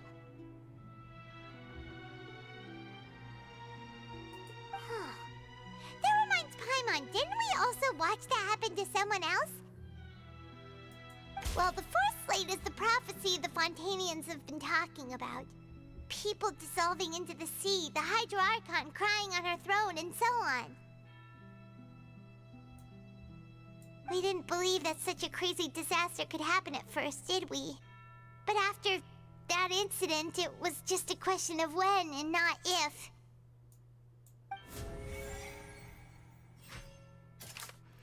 Правдивые события, имеющие отношение к плитам с пророчеством. Плита с пророчеством. Каменные плиты в руинах, на которых изображено пророчество, описывающее историю будущего. Первый фрагмент, который первоначально отсутствовал, нашел в Ремене. На нем изображен бывший гидроархонт, использующий божественную силу для превращения океанидов в людей. Подтвердить истину.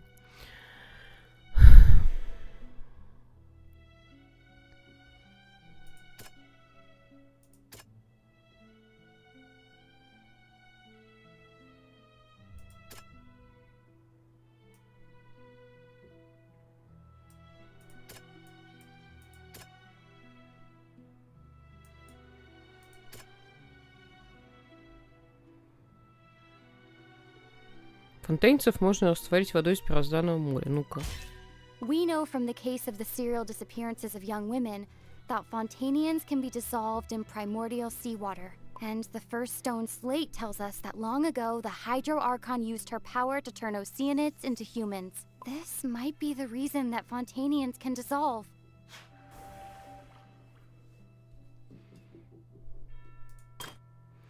Плита с пророчеством 2. Каменные плиты в руинах, на которые так... это второй фрагмент. На нем изображена парящая в небе Селестия и поклоняющийся ей Гидрахонт и его народ. Но небеса все равно обрушили на них кару.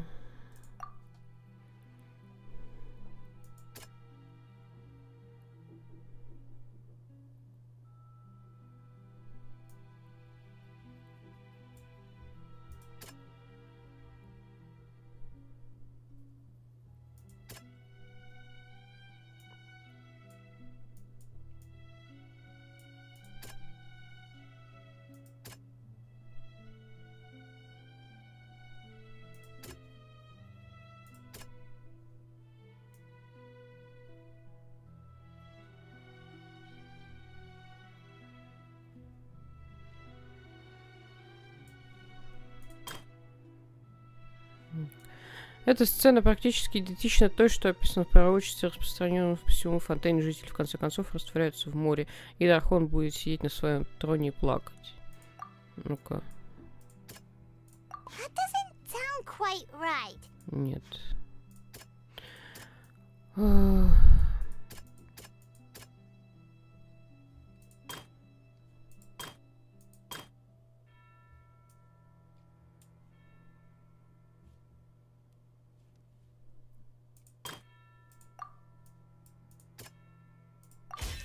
It's not as simple as falling into the sea. When Navia fell into the sea, her consciousness was subjected to judgment. The stone slates show the people gathered around the Hydro Archon in the sea.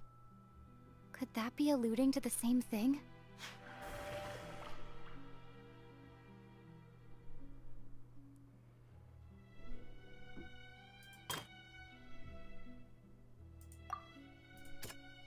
Так, ну допустим.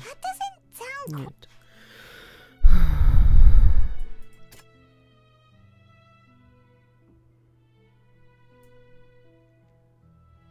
Запретные зоны крепости Миопит. Не так давно море почти вырвалось наружу. Лишь сила Нивелета смогла оттеснить его на некоторое время. Связал с тобой через твое сознание. Она считает, что пророчество обязательно исполнится, но тебе нельзя терять надежду.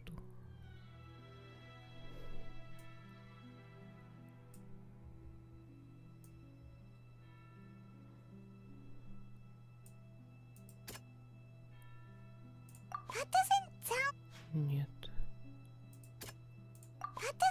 Нет. Чё, все перебирать, что ли? Чё? Perhaps what is about to take place has all happened before. The true sin of the Hydro Archon that Nervilet mentioned, and the original sin cast down on the people of Fontaine by Celestia, as recorded on the stone slates. Чего? Гидрахон, осужденный на смерть. Гидрахон был приговорен к невиданному ранее наказанию. Только какой грех заслуживает такого приговора?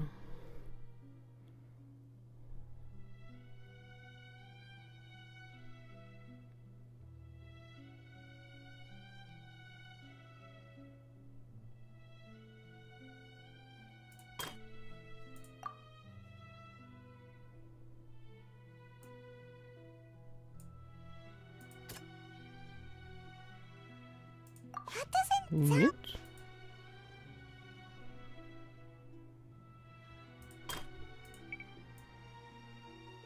То, что описано в пророчестве, концов растворяются в море, а Гидрахон будет сидеть на своем троне и плакать.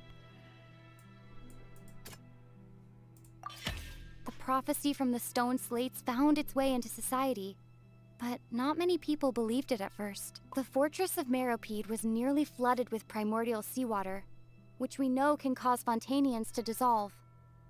It seems increasingly likely that the prophecy may come true. If we hadn't dealt with it in time, things could have gone very badly. They'll dissolve into the primordial sea but won't cease to exist. their essence will flow in the seawater, converge, and take the form of an Oceanid. The Hydro Archon was sentenced to death in court, shocking everyone present. Perhaps this means that her sin was actually Fontaine's original sin.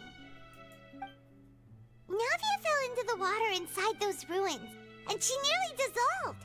She was surrounded by the people of Poisson in a court within her consciousness, and was forced to take part in a trial meant to make her stay.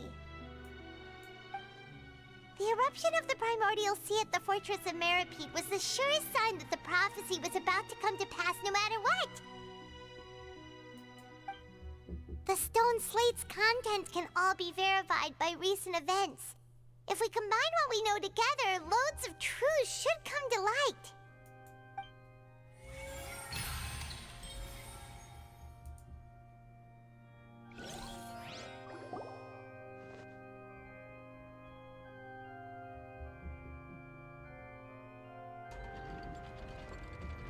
Huh? Oh, Paimon gets it now. But then it feels like we're going to have to share some truly shocking revelations. Let's hear them. Из первой плиты явствует, что уроженцы Фонтейна не настоящие люди. Incredible. Linny, did you hear that? We're not real humans. All Fontainians were originally created by the late previous Hydro Archon, with Oceanids as their basis. The evidence for that can be found in how only Fontainians could dissolve in primordial seawater, and how all the girls Vacher dissolved were also turned into Oceanids. Oh, and according to Navia, when she was about to get dissolved, she also saw everyone gathered around for a trial, all of them in the shape of Oceanids. Indeed. Из второй плиты можно заключить, что преступление Гидрохонта состоит в сотворении фонтейнцев. Yeah, and it follows from the content of the first slate that she probably angered Celestia by creating humans without prior permission. That could also explain why the Oratrice judged the Hydro Archon to be guilty. It's to account for that ancient sin. The Hydro Archon's true sin was creating us? And yet, after many hundreds of years, the Hydro Archon's creations have turned around to try to judge the Archon within the Opera Epiclese. The twists of history are often the most unexpected of all.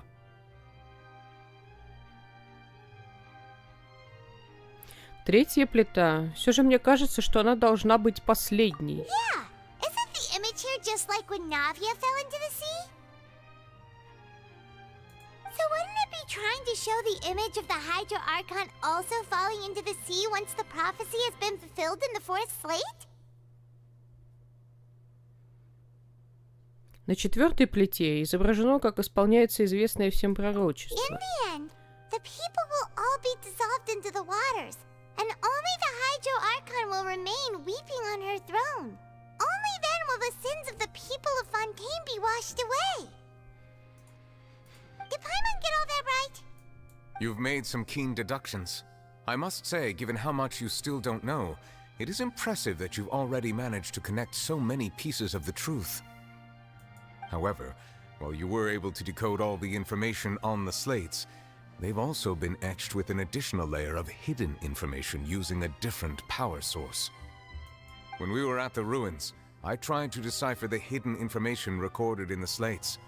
But since we only had 3 slates at the time, I was unable to come to a full conclusion. Может быть, стоило все принести? Now that the slate collection is complete, I shall make another attempt to decipher the narrative recorded within. If everything goes well, we should finally be informed of the unadulterated truth.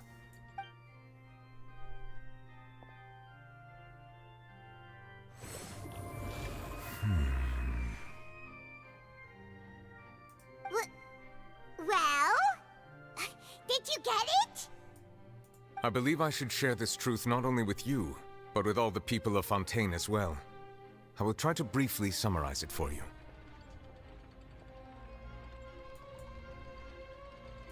Your hypotheses regarding the origin of Fontanians and the sin of the Hydro Archon were both correct. In the Fontaine of old, the previous Hydro Archon sensed the yearning of her Oceanid familiars for life on land.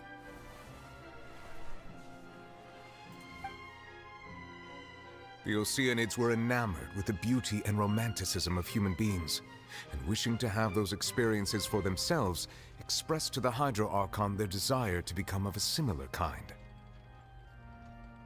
However, even though water as an element is intricately linked with the power of life, the Hydro Archon, as one of the seven, did not possess the authority to create a new form of human life.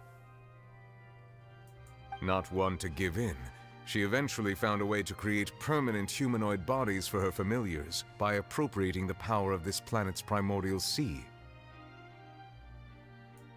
She poured primordial seawater into the Oceanid's blood vessels, creating humanoid mimics in the process.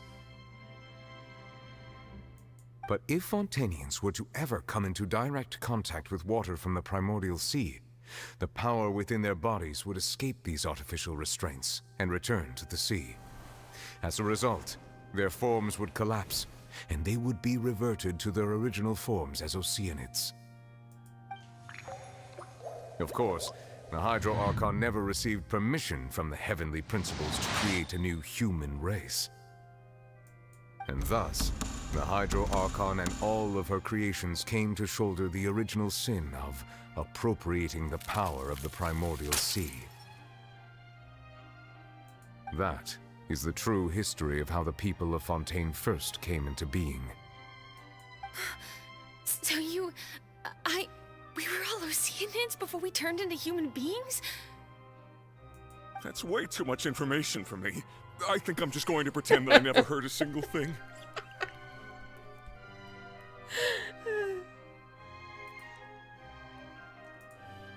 Wait, but if that's the truth, we can't let the Hydro Archon be sentenced to death. After all, her only sin was creating us. This really might be too much information for your regular Fontanian, but it does answer a lot of our questions. Alas, your hypothesis regarding the third and fourth stone slates was inaccurate. The slates' respective positions are, in fact, correct. Значит, последовательность верна. В таком случае, что изображено на третьей плите? A key point of the visual on the third slate is how all the individuals depicted in the water are humans rather than Oceanids. They have not been dissolved, which implies that the water depicted in this slate is not water from the primordial sea. The nation of Fontaine is the nation of Hydro, as well as the nation of Trials and Justice. Instead of being the literal element, the water in the scene symbolizes judgment and justice. You may also recall Navia's experience. When she fell into the sea, her consciousness was surrounded by that of many others who intended to hold a trial to determine her fate. Therefore, the meaning of the third slate is that the people of Fontaine shall try the Hydro Archon at the court of justice. Неужели? Yes, it refers to our present situation.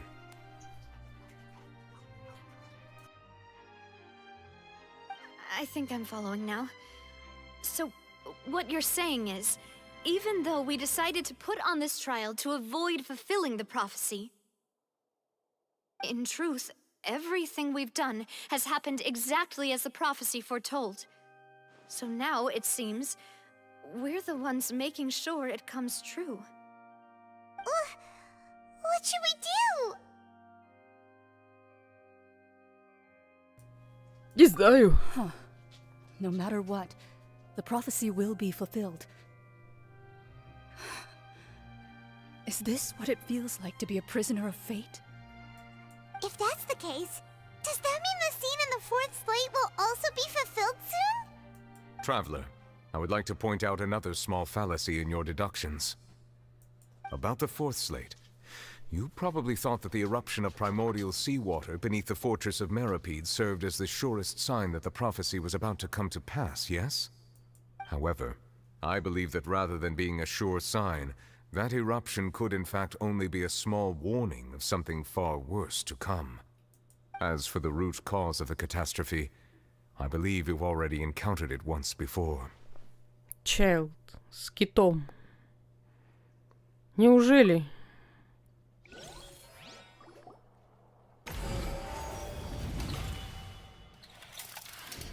This eruption was just a small warning of the things to come. We must find the root cause of the disaster.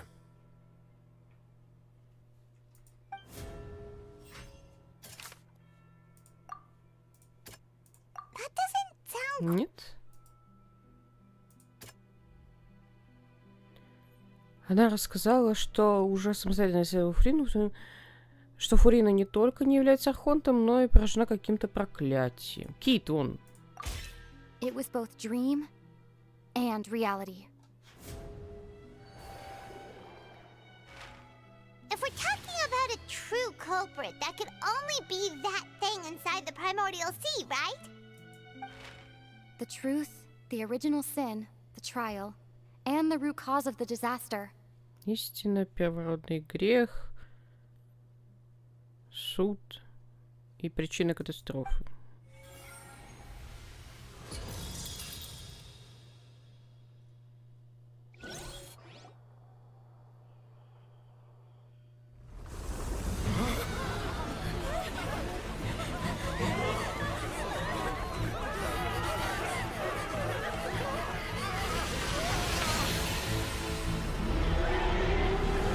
Здрасте.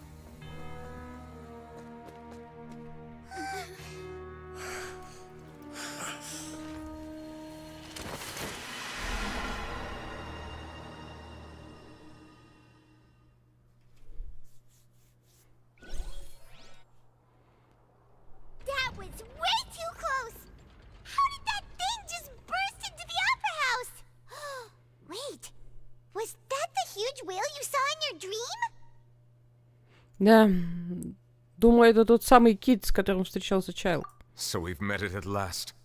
I understand very well why it has chosen to make an appearance here. That whale does not belong to Tevat. It is a monster that has traversed the stars, weeping all the while. It has been greedily consuming the energy from the planet's primordial sea, using it to grow. That is the main cause for the rising sea levels. And once it has finished consuming all of the energy contained within the sea, its next step will be... You said that when the Hydro Archon first created Fontanians out of Oceanids, she filled their blood vessels with primordial seawater. Precisely. That whale finds the blood of Fontanians nigh impossible to resist. Therefore, when it left the primordial sea, it decided to make its next stop a packed opera house full of food. Food in the form of Fontanians. We just barely managed to push it back, right? In that case, won't it come back to target the people again, once it's managed to recover its strength? That is correct. Indeed, it is more accurate to say that we should thank that Harbinger for buying us some time. Without him, the whale would have likely come onto land far sooner. From the way he looked, he must have been fighting the creature for quite a long time. That battle maniac. We've always known that he had a special connection with that whale, but we definitely didn't expect it to help us out like this. Anyway, now that we know that this whale is the actual cause of the disaster recorded in the prophecy, all we need to do to stop the prophecy would be to find a way to beat it up, right? Нави на заднем плане фейспалмить, что ли? It is too late. Что ты хочешь сказать? It had already absorbed too much of the primordial sea's energy before we could notice it. At this point, it has become practically integrated with the sea itself. Even if the entirety of Tevat were to be destroyed, it could still survive and swim off towards some other world. Гони его с санными тряпками отсюда. That's not something I will accept. We've already done everything we can, and we even found the true culprit. We've come so far. You can't just tell me that the last hurdle is some impossible foe. That's just not fair. Indeed, that's not how a grand performance should end. I'll fight it to the end, no matter what. So the prophecy will be fulfilled no matter what, huh? Но я же сказала, что от нас зависит. The prophecy. Yes, what has been prophesied will be fulfilled. You may view such things as the history of the future. Бесполезно, мы не можем бороться с судьбой. Стоп. Если все дело в судьбе... Just as prophecies are usually only the future as seen from the perspectives of the gods, could things be happening in hidden corners where the gods' gaze does not fall? Ultimately, fate shall serve as your only guide, no matter what will happen in Tevat's future. All you need to do is to play your part.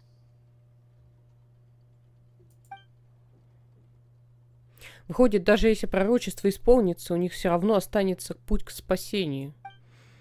Неужели я что-то упустила? Фурина. Что она хотела сказать тогда в огромном волшебном ящике? Что у нее за секрет?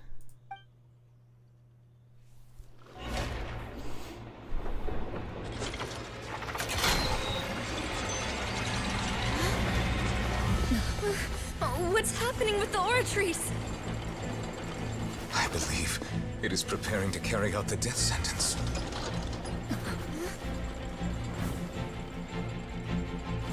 Farina!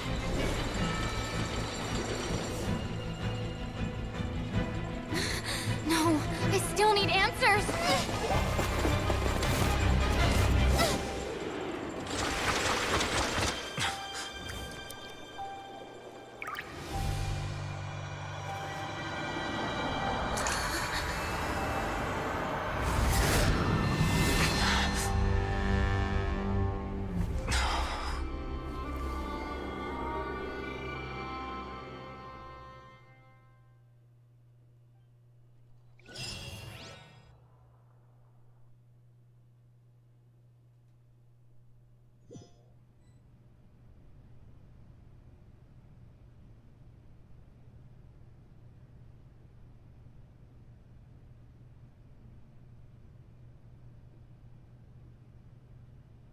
You.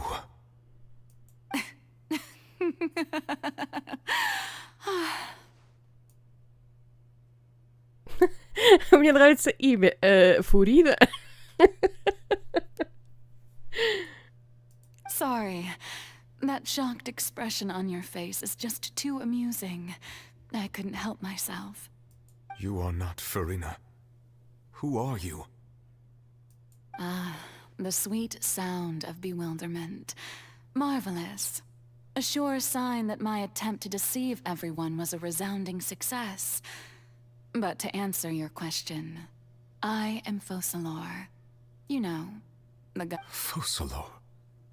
Why did you deceive us? Oh, that wasn't my goal, of course. Goodness, no. But I had to fool everyone else too, if I was to stand any chance of deceiving. the heavenly principles. Deceiving the heavenly principles. It's all because of that pernicious prophecy. Dreadful, wasn't it? Everyone doomed to dissolve. Fontaine condemned to be flooded. One was not amused. In fact, one was positively bemused when that problem was thrust upon me by my dearest predecessor. That's the former Hydro Archon Egeria, for the uninitiated. It hardly gets more disastrous than a preordained national catastrophe, now does it?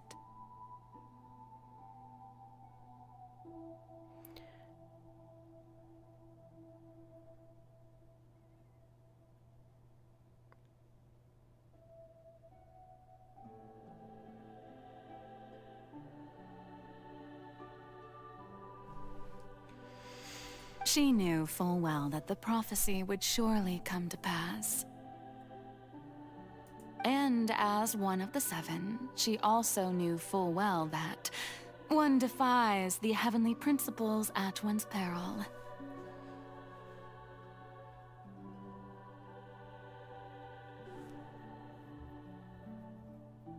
So yes, as you have no doubt surmised, it was a rather impossible situation that I found myself in. I spent a terribly long time mulling it over, alone on the ocean floor. And I was almost growing barnacles by the time I finally realized there was only one possible solution to this confounding conundrum. I had to outwit the heavenly principles, allow the prophecy to be fulfilled, ostensibly at least, while saving everyone at the same time. I'm a genius, I know. I can only assume that's why Egeria chose me as her successor. Although, looking back now, it was hardly the inheritance one dreams of. Between the task of saving the nation, the quotidian duties of the Hydro Archon, and not to mention the original sin of creating a new race of humans, I dare say she left me quite a colossal mess to clean up. But one can only play the hand one is dealt. I did not choose this, any more than I chose to be one of her Oceanid familiars.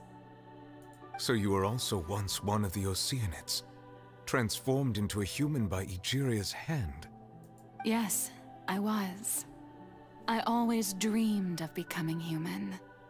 And I still do, even now. In my eyes, to be human is to be part of the greatest opera ever known. After becoming a god, I separated my divinity from my body and spirit, leaving behind only a self that was as naive and bewildered as my past self on her first day as a human being.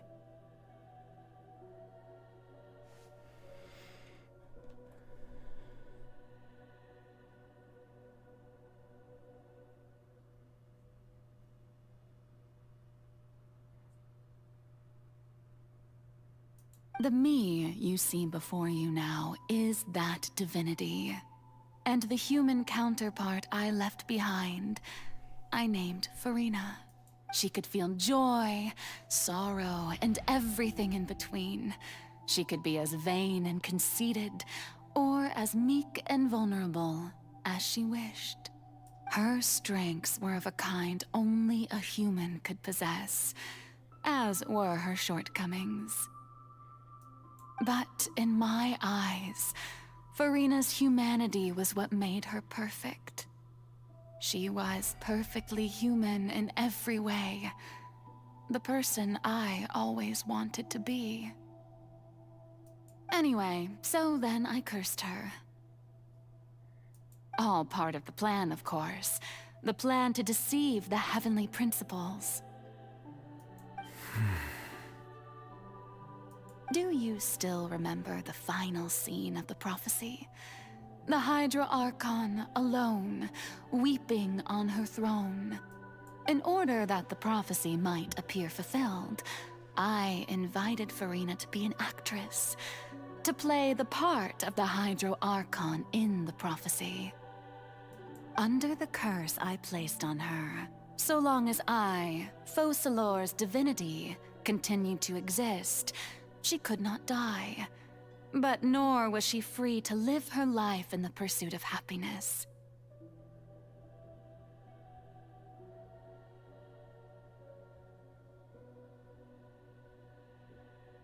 Instead, she was forced to embrace the role of leading lady, to forever play the part of the god from the prophecy, all to create a deceitful appearance of that prophecy coming to pass.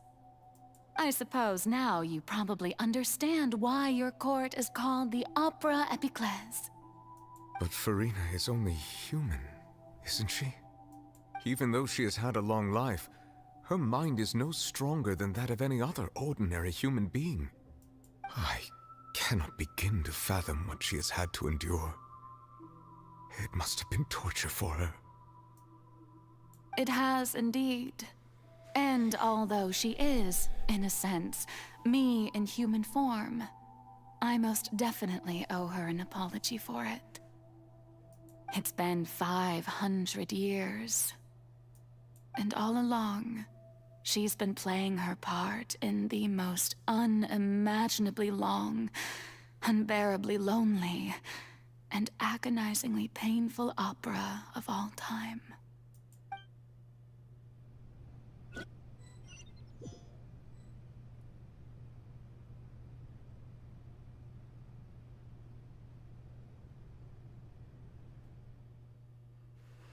Я коснулась слез Фурины. Я уже знаю, что в слезах содержатся сильнейшие эмоции. Благодаря сильной чувствительности Гидры я смогла установить эмоциональную связь, как с той океанидой в фонтане Люсинь. Может, это внутренний мир Фурины? Фурина? Что она делает на сцене? Возможно, это не Фурина, а проекция внутреннего я? Может быть, если обратиться к этому я напрямую, то мне будет легче узнать все необходимое. Я пришла за ответами. Эту возможность нельзя упускать. Попробую поговорить с ней.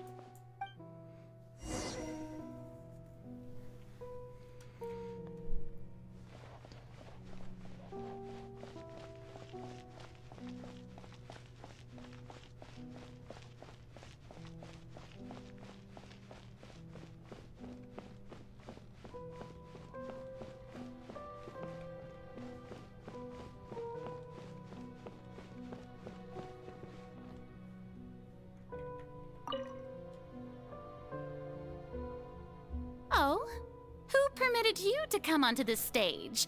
Now, I understand your admiration for my august self, but I must ask you to keep to the rules. Да ладно, это же я. Фурина? All right. It is not my intent to reprimand you. There is no need to state your name. Just be off with you. Do not distract me from my performance. Но тут же нет публики. Oh, do not jest. Can you not feel it?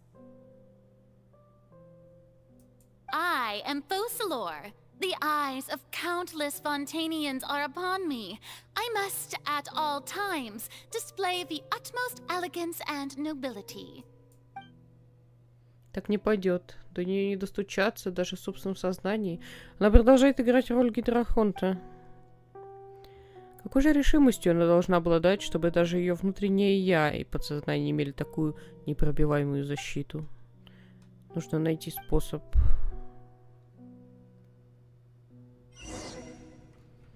Давай погасим свет. Dear audience, the performance is experiencing a technical difficulty, but worry not. The guards shall resolve it soon enough. А, я не могу погасить второй, пока сразу же не убью, да? Окей. Riptide! And,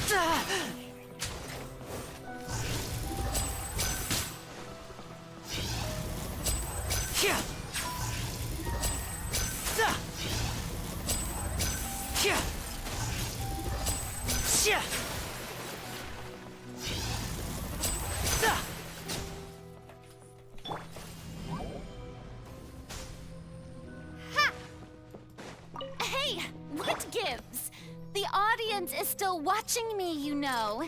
Guards? Wait, where are the guards? Guards!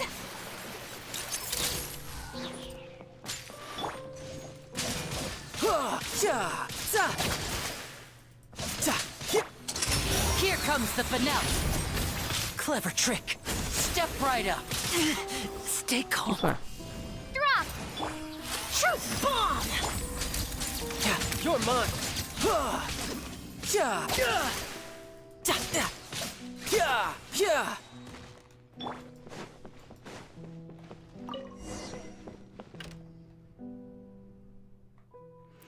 Все прожекторы потухли. Наверное, в сознании Фурины они воплощают направленные на нее взгляды людей.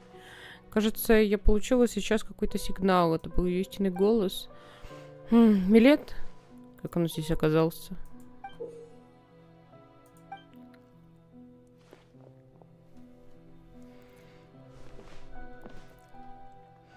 Похоже, представление начинается. Покажи мне, что ты на самом деле чувствуешь, Фурина. Акт 1. Фурина у зеркала.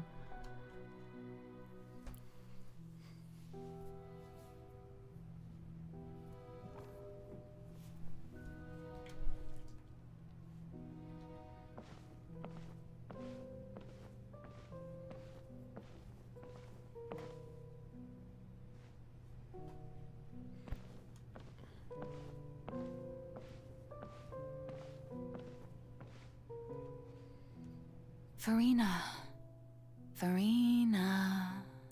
Huh? Who's that? Who's calling me? Where are you? Be not nervous. Be not afraid. I am before you. Wait a moment. You're mirror me? How can this be? Mirror you, huh? You know what? That's not bad.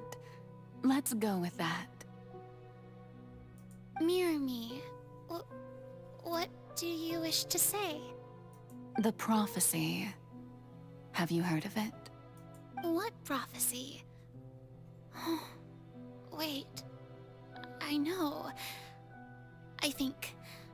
I don't know why, but it's in my head somehow. The people will all be dissolved into the waters, and only the Hydro Archon will remain, weeping on her throne. Only then will the sins of the people of Fontaine be washed away. Oh, very good. You know it well. What's going on? I can't seem to remember anything clearly. The only thing I know for sure is this prophecy. Will it really come to pass? Yes, it will. And that is why I've come to you. Disaster will come to Fontaine sooner or later. Things will develop just as the prophecy declared. There is no escaping it. But doesn't that mean everyone will die? I'm a Fontainian just like them. Will I dissolve too? Oh, don't worry. Magical meetings exist in this world precisely to give people a chance to turn things around. It is the reason why you met me today. I will tell you how to save everyone, but you may have to suffer somewhat. Oh, so there's still hope after all. Goodness, you frightened me. You spoke so much and with so much certainty. As for the suffering, well, I will admit that the first thing that came to mind was, why do I have to be the one to suffer? But if the prophecy will come true, I'll also die anyway, right? So if I've already met you as my magical meeting in this world, if there were scales, with all the people of Fontaine on one side, and my pain on the other, Is it not obvious where the scales should tilt? You truly are the perfect human. My ideal. I suppose this would also be the justice that belongs to you. Huh? Don't worry, it's nothing. Listen well.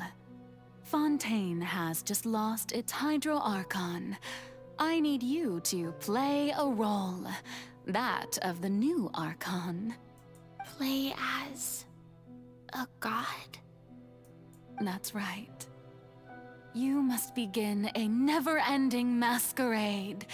You must never let anyone suspect your identity.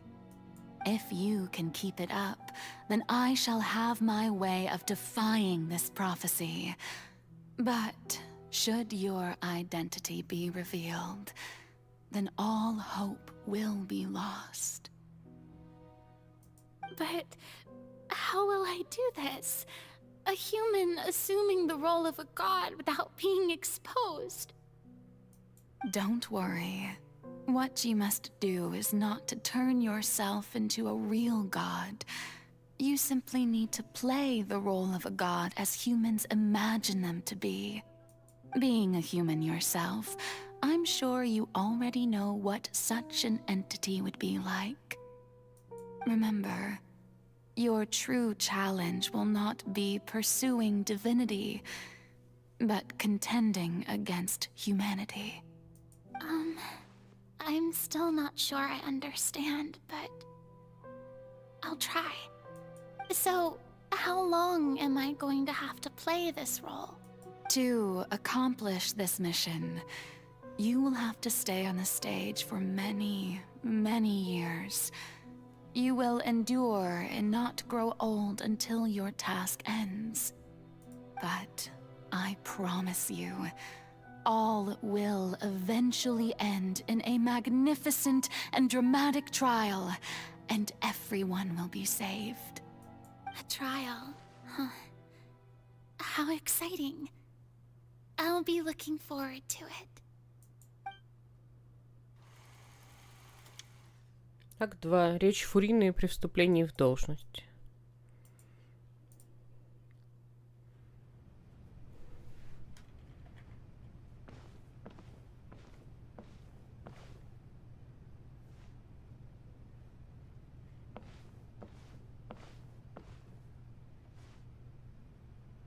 У нее моделька, кстати, меняется. Волосы и вот, пиджак с шортами.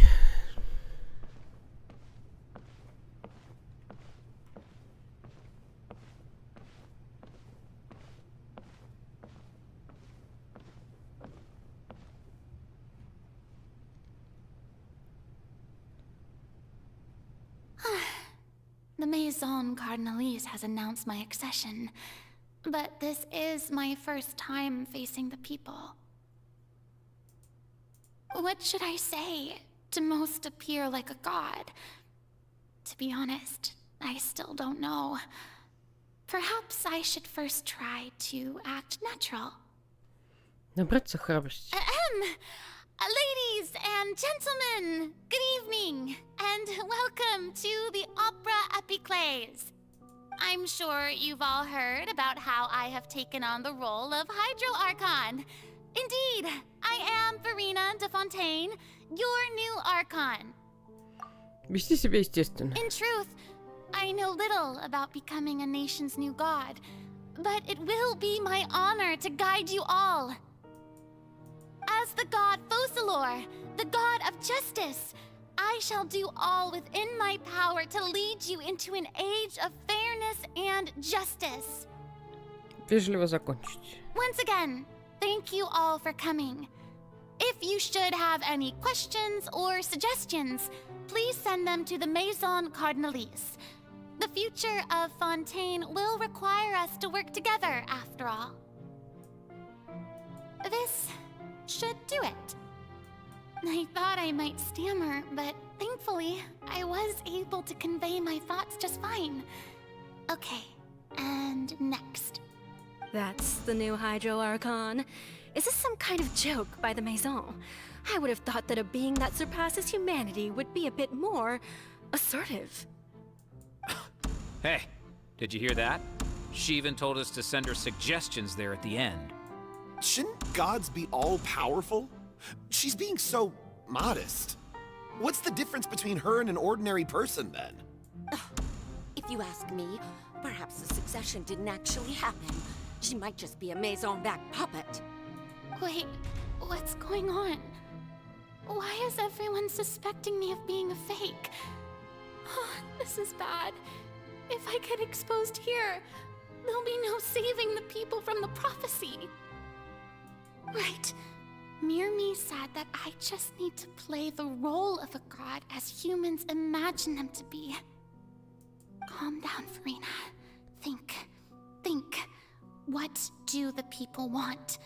How would they imagine a god to speak and act? Assertive, with a strong sense of presence.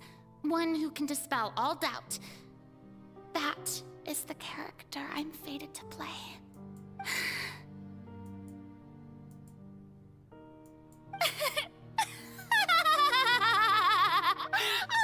Oh, very good, my people.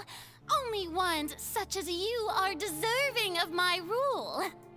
Now, I was wondering, if some weak puppet were to one day come onto the stage and claim ownership of this opera house, would the children of Fontaine follow them? Well, it seems that you would all see right through them. Having passed my test, you are qualified to witness wondrous trials alongside my august self, here in this opera house. You may consider my previous act a door gift of sorts. I thought it was a debut that suited the atmosphere. Now then, let us be reintroduced. Ah, so that was just a performance. How could I have forgotten that we were inside an opera house? Her personality? It's quite shocking, to be honest, but I suppose it's a better look than before. Such a fascinating and bold deity. How wonderful! Our future may yet be bright after all. It seems I've turned them around. Best follow this flow and restart my accession speech. Укрепить уверенность. My dear people, whether you acknowledge me or not, whether you trust me or nay, I say to you, keep faith in your ardor for justice.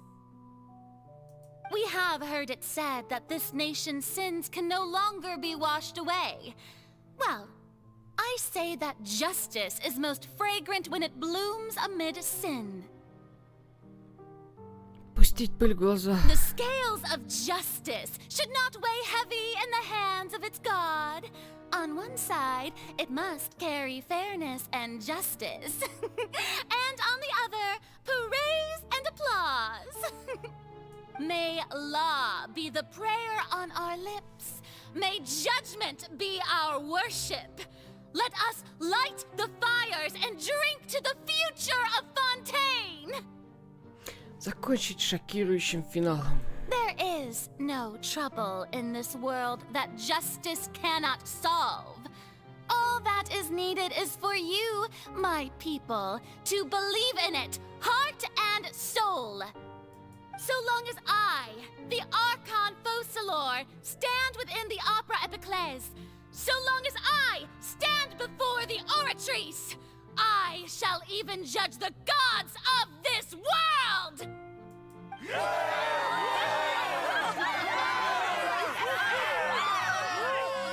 Oh, yeah!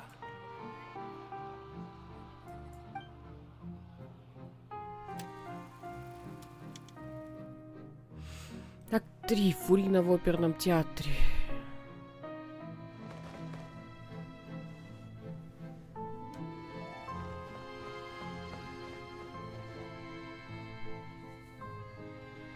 Lady Furina, here are today's case reports, as well as a summary of the follow-up for your perusal.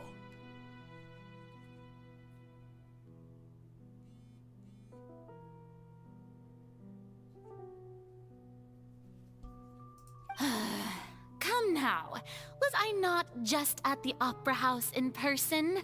Leave these kinds of things to Neuvillette.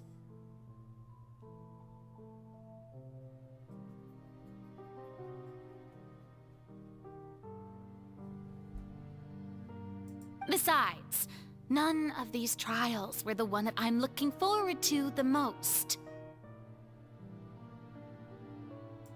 If I may be so impertinent, what kind of trial are you truly looking forward to? A magnificent, dramatic, and wondrous trial. A trial to end all things. How could you hope to understand? That's true, I fear I lack the ability to grasp your divine thought, Lady Archon. No need for fright, and do not take what I said before too seriously. Go now, do your duties. The trial I await. It will come one day.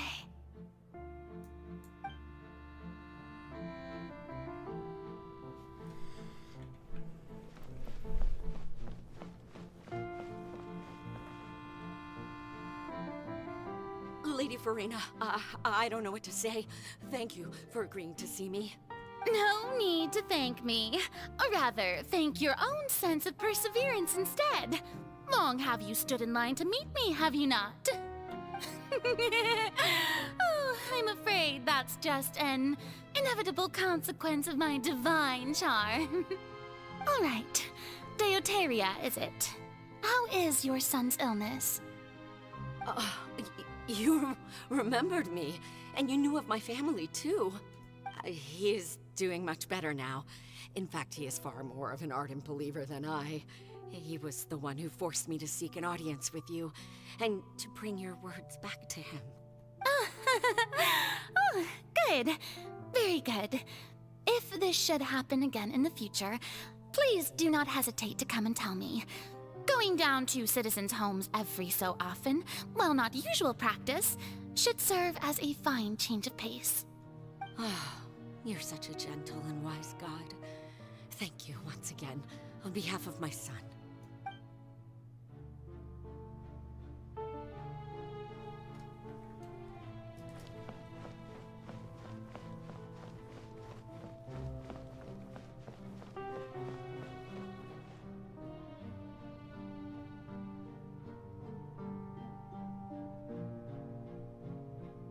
Lady Farina, here are the latest hydrological reports. As for the specific parameters you asked to take note of, I'm afraid things still don't look good. I see. It's as I thought, then. As your god, I did already expect this, but I wanted to see how far your human wisdom would allow you to analyze it. All manner of signs indicate that the prophecy will still come to pass. Forget it. That's not something you need to worry about right now. Well, as I understand it, the Fontaine Research Institute is also trying to find a way to counter the rising water levels. Really? Have they found anything? I'm afraid that they haven't found any effective solution thus far.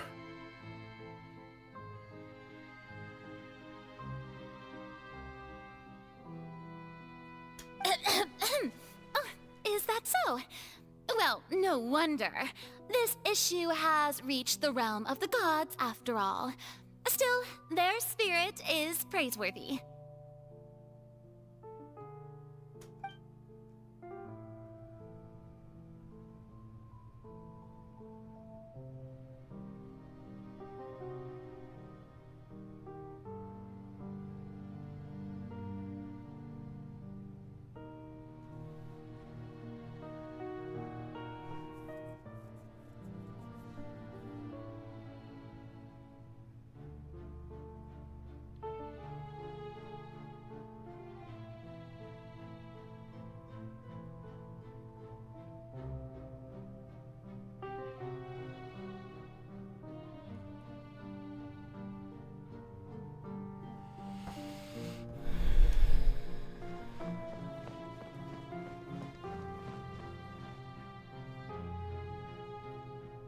The day is finally over.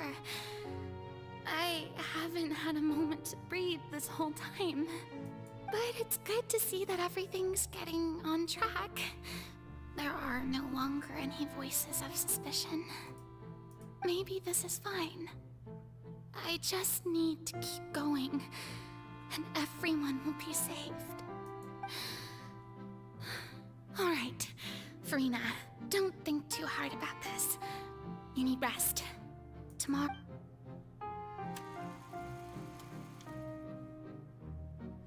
Акт 4. Фурина в оперном театре.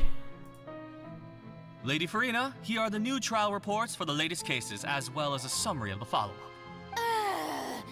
There'll be no need for that.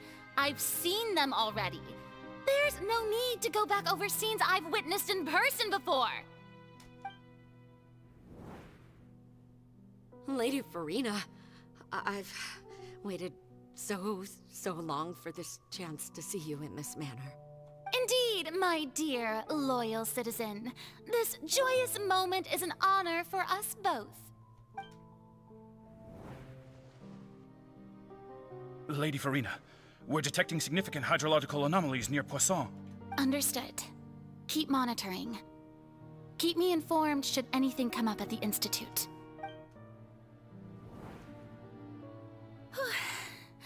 I don't think I let anything slip today.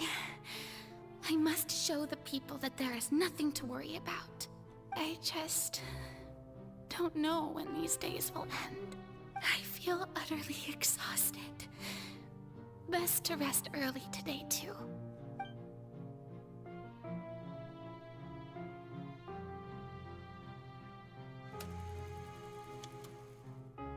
Акт 5. Фурина в оперном театре.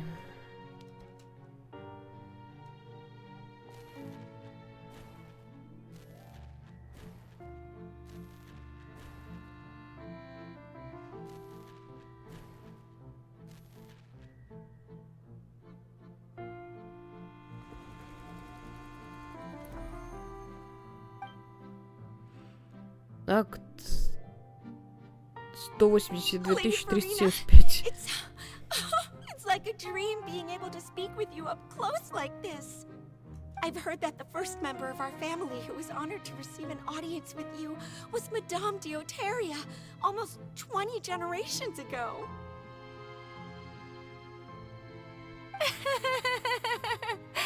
And what a fine family yours is indeed. It brings me great joy to meet such a faithful believer, a descendant of a line most ardent.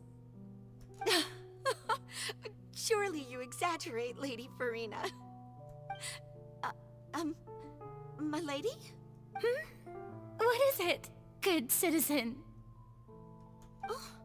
Oh, are you crying? Oh, really now? I didn't even notice. This must be the overflow of hydro from my person. Well, can't quite help being the god whose dominion is the waters, can I?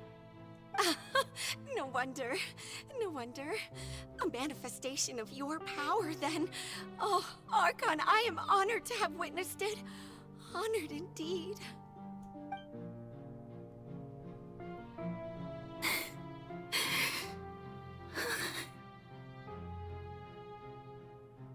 So interminable. So lonely.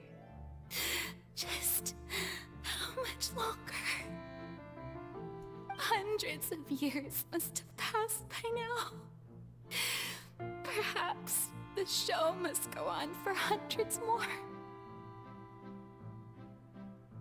I never imagined that it would hurt so much. Have I reached my limit? No. Perhaps I reached it long ago. Today I didn't even notice my own tears. I want to tell someone, anyone, about this.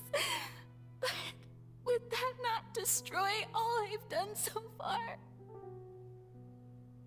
I've conducted so many investigations across the centuries, but there's not even a sliver of hope that we might break the prophecy. All I can do is keep heart. I must maintain this act. It is the only way to save Fontaine. Please, mirror me. You have to succeed.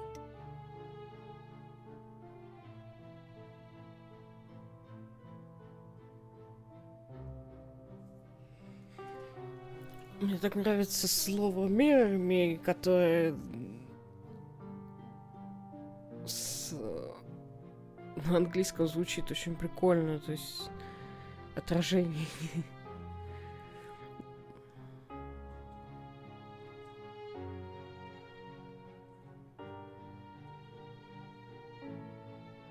Я даже не знаю, как можно, какой аналог можно было бы извернуть по-русски. По-английски я не знаю, как оно пишется, но звучит будто бы, то есть, зеркальное я.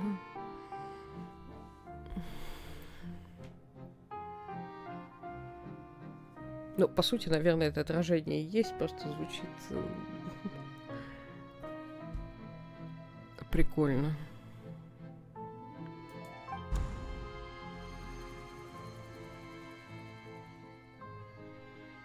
$182 376 оперный театр.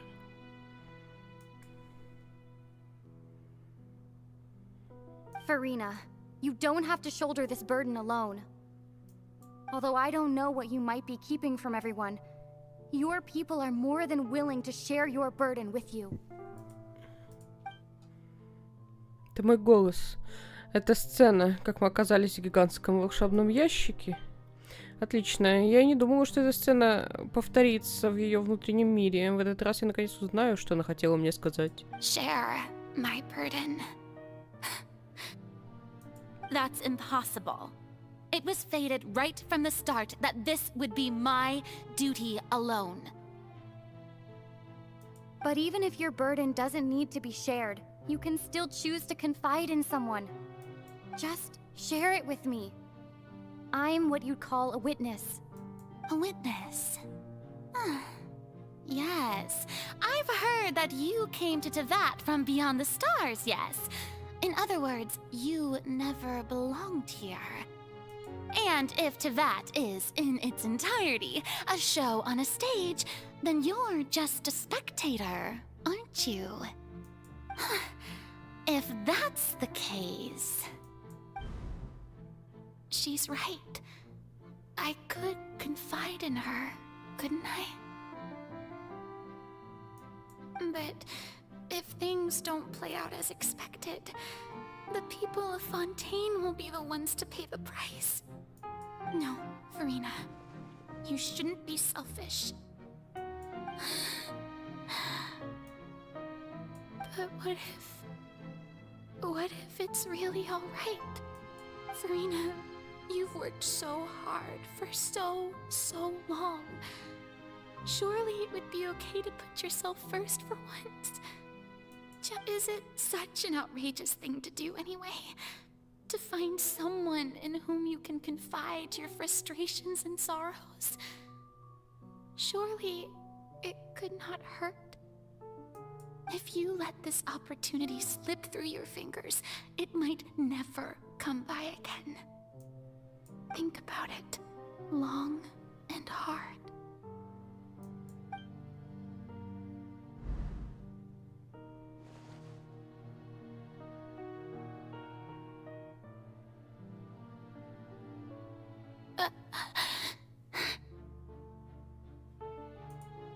No, I have nothing to say. I am Farina, the Archon of Fontaine. Everything will surely get better. All you need to do, dear spectator, is to witness my performance until the curtains fall.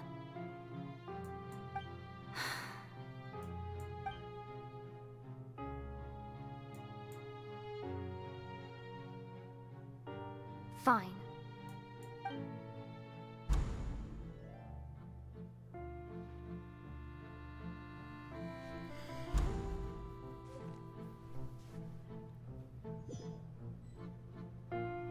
So even Farina doesn't know the truth?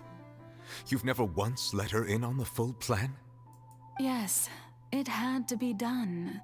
To deceive the heavenly principles, you must first deceive yourself. She did very well.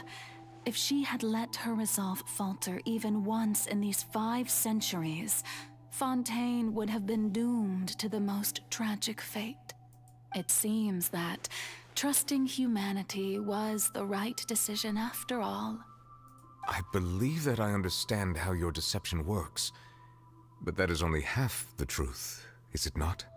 How would you build on this foundation to save the people of Fontaine? That is the most important thing. Ah, good. Of course, the Iudex of Fontaine has pinpointed the crux of the issue. I'm sure you've long sensed that the Oratrice is no simple machine, yes? I've always suspected that it had its own consciousness. And Lenny did mention that he heard a human voice within the core chamber. It now seems that that person was you, hidden within the machine all along. And then I became one with the Oratrice, taking Fontaine's gnosis with me. Yes, it would seem so, wouldn't it? Alas, your understanding of this device still lacks sufficient depth. In truth, it is no enactor of justice. It is, in fact, a device created to kill the god of justice. I beg your pardon? Oh, you have it. And to be more precise, not only will the Oratrice take down the god of justice, it will also take down the divine throne upon which she has been placed. I mean, did you think I would be the sort to enjoy peaceful repose while Farina suffered? My work over these last 500 years has been to constantly accumulate indemnitium within the Oratrice. But really, some have already discovered that only a small fraction of the energy generated by the device was ever used to provide power to Fontaine. The vast majority had to be, accumulated to enact this death sentence. It was all a part of your plan, then? Both the... Indeed. This power, accrued over 5 centuries, could have sustained Fontainians for millennia, had it only been used for that purpose. Almost all of it has now been stored within the Oratrice. But only power of this magnitude could hope to destroy the Hydro Archon's divine throne, shaking the rules established by Celestia, and breaking through the institution that is the Seven.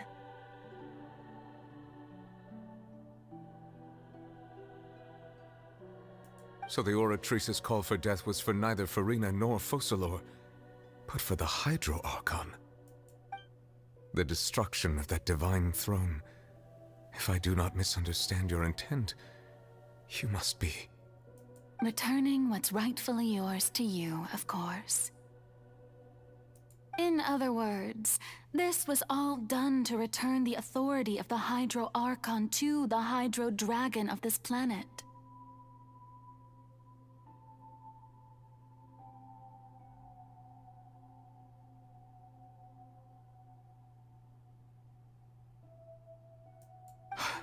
But...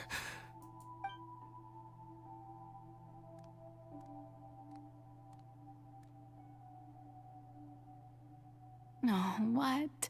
Getting sad again, are we? The authority of the ancient dragons shall soon be yours once more, O Hydro Dragon Sovereign. And this is the face you make. all you've done throughout the years is just so you can sacrifice yourself at the very end. I've never quite seen it that way, you know. Even now, I'm quite pleased at how well my deception worked.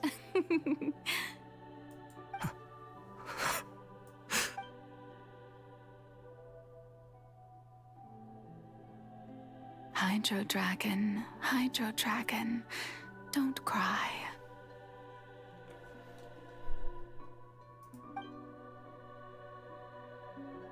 I must say, had it been within my rights, I would have loved to judge the heavenly principles themselves. Were they not guilty of essentially the same crime?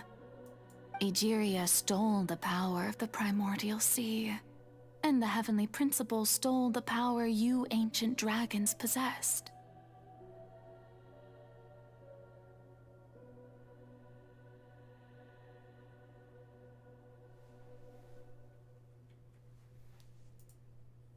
I, for my part, am the god of justice. And is it not just that your original powers should be returned to you? Speaking of justice, I have always believed that justice lies in the process of pursuing human existence itself. So, if the theft of the primordial sea's might was Fontaine's original sin, then, leaving matters of procedural right and wrong aside, the descent of the Fontanians as humans and their right to exist in this world would be Fontaine's original justice. In other words, existence was Egeria's justice, and to me, justice is the continuation of that existence, defying the prophecy and ensuring that Fontaine's people shall live on. That should be the justice enthroned over all others. At this point, we, whether it be myself or all other Fontanians, have shouldered the burden of this sin for far too long.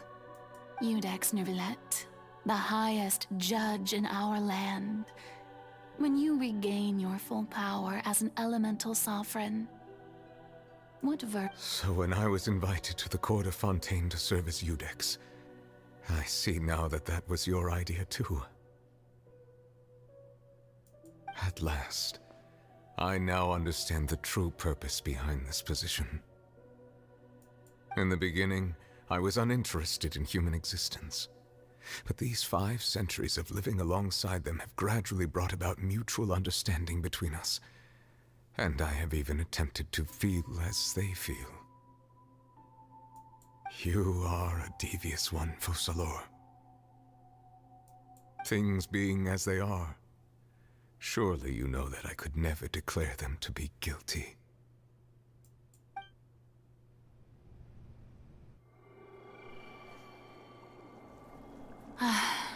The hour of my execution is almost here. For the sinner, the curtain call has come. I know I may not sound it, but faced with death, I find myself a little afraid. Perhaps this is one thing both gods and humans have in common.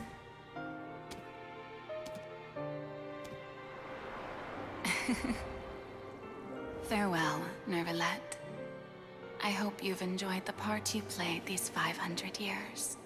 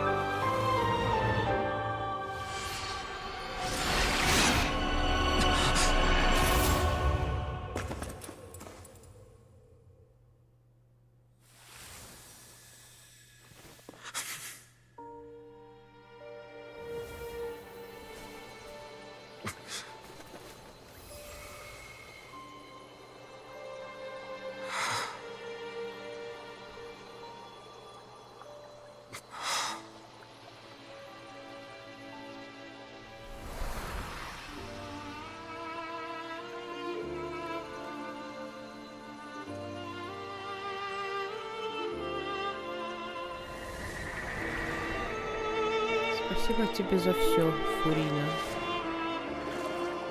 Воплоти жизнь моей мечты. Будь человеком и живи счастливо.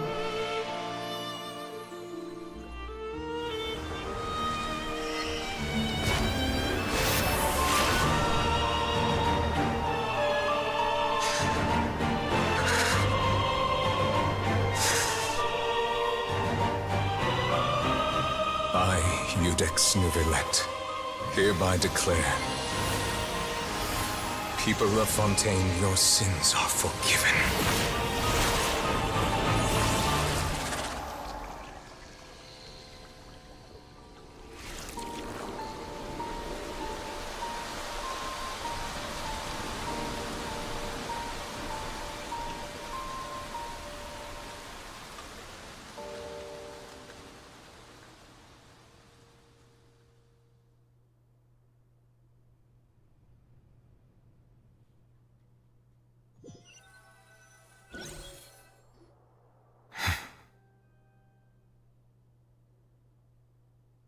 А теперь-то ты можешь сразиться с китом и нас с собой взять?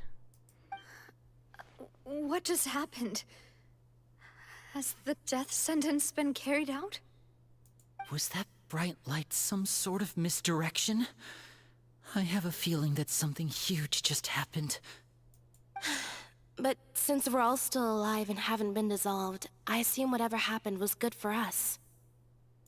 It's time to end this. We must mete out punishment to that beast. But didn't you say just a moment ago that it can't be defeated? I have gained the strength sufficient to deal with it. Through certain means, I now have the ability to separate the power of the Primordial Sea from that creature. We should seize the opportunity to pursue our quarry.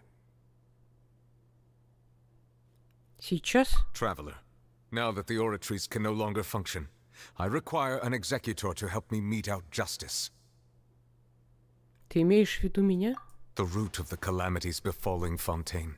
The beast that enacts the prophecy. Its name is the all-devouring Narwhal. Come with me, traveler. The hour of execution has come.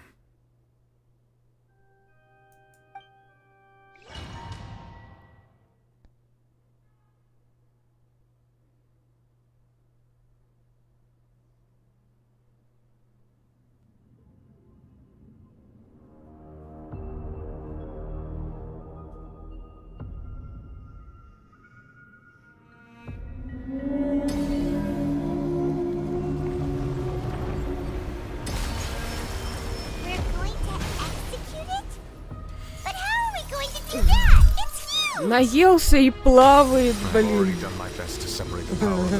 У меня команда полная сыра. Unless we can find a way to attack it from within, I shall share a part of the ancient dragon. Что мне с ним делать? Уже команды, подожди. Say cheese! Где ты?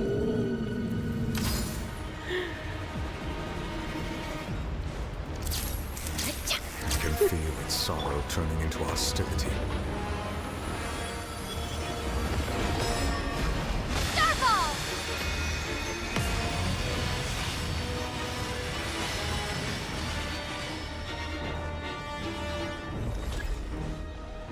Ну что ж те глаза вихря?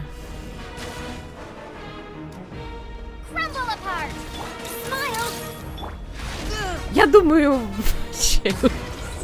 The all-devouring cannot resist its instinct to devour.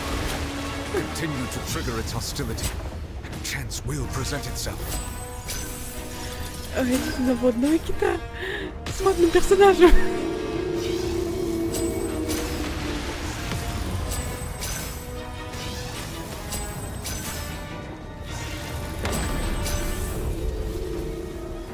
Давай, дорогой, оправдывай пираты на себя.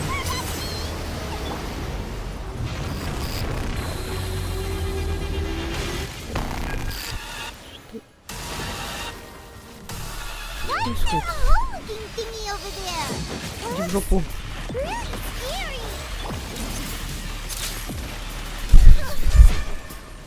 You can run, but you can't hide. Что ты такое чувствуешь? Now disappear. I have granted you my protection. Do not fear. Seize the moment and use my power to suppress its root from within.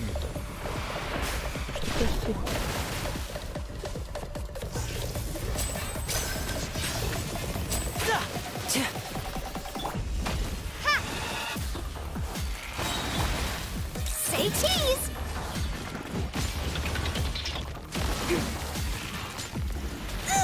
Ой. О, камушек. А, смотри-ка, щитки. Она создает щитки. Ай-яй-яй, можно Шарлотту зарядить, пожалуйста?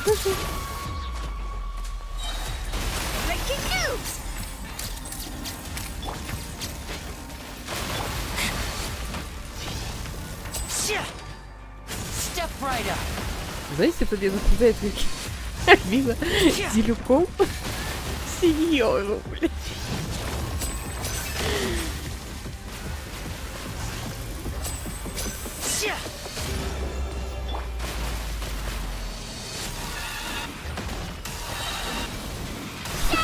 Господи, вот это вот...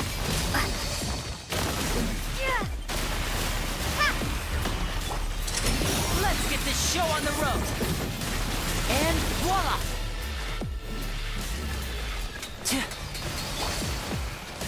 Smile!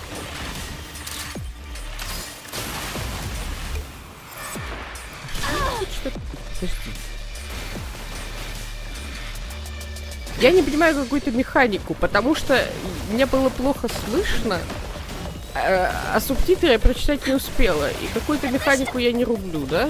Можно мне еще камушка? Спасибо. Нет.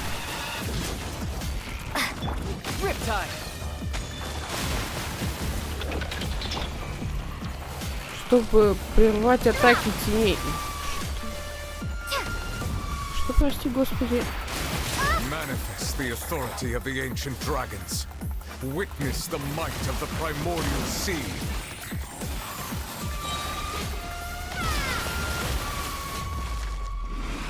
Hold that pose!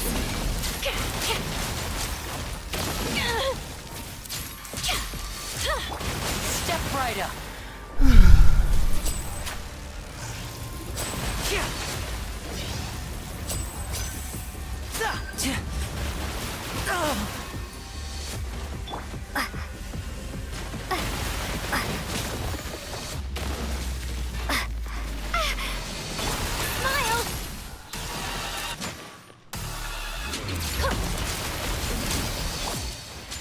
And voila!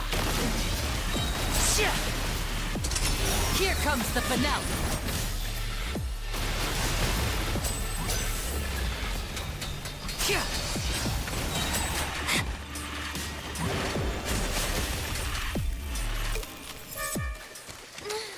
Сратенько.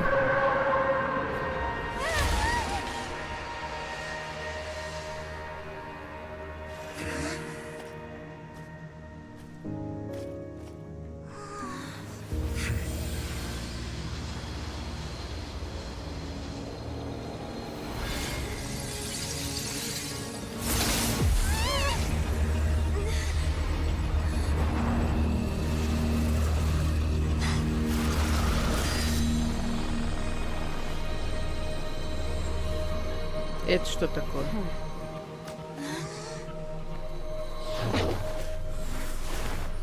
И Чайлда как тряпочку бросила. Что ты такое? Thanks for helping with the cleanup. It should have been my job, but...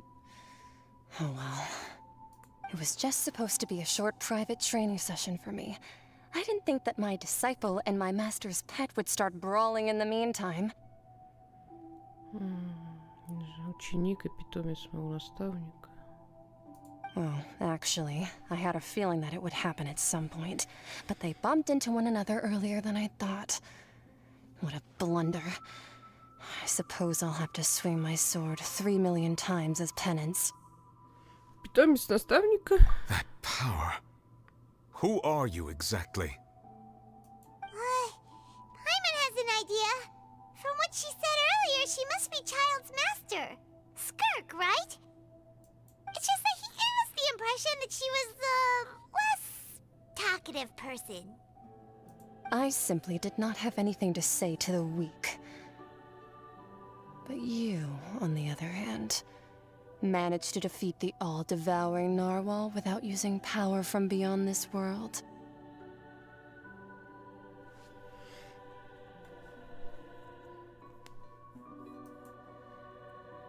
So you may speak to me as equals.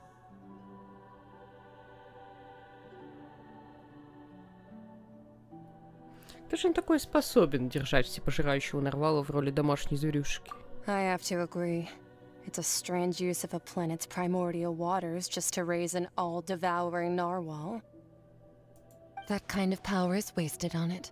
It's not cooperative. It eats too much. And I have more important things to do with my time than pet sitting. The only thing that creature has going for it is its looks.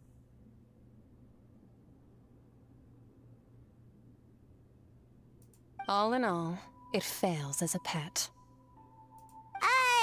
Miss Skirk? I think you might have missed the point. The point being? Well, being that this pet almost destroyed an entire nation. So what sort of person is your master? Well, Child's master's master. Wait, is that right? Oh, right. So you don't know him. Sorry, I assumed you did. His name is Sertologi. Кто? I am unfamiliar with that name. Huh. So Master is insufficiently famous. How should I describe him then? Have you heard of the name The Fowl? The Fowl? Still nothing? Well, how about the Visionary? Vetterfilnir then? Or Gold Rhine-daughter? Подожди, Реддатир — это создательница Альбеда. Ooh, that one we've heard. Rhine-daughter's part of the Hexen Circle. She's Albedo's mom, right? Oh, so you do know that name. To be honest, I also heard all of those names and titles from my master. I don't actually know them either. But I suppose you understand now, yes? My master is likely a similar sort to Rhine-daughter. They are both pursuing some form of perfection. Wait, didn't you also mention a visionary person? Paimon didn't quite catch their name. Actually, never mind that. I believe it expedient to inform you that the all-devouring narwhal used up nearly all its strength fighting you. Such roiling hydro energies will prove difficult for the planet's deep seas to digest.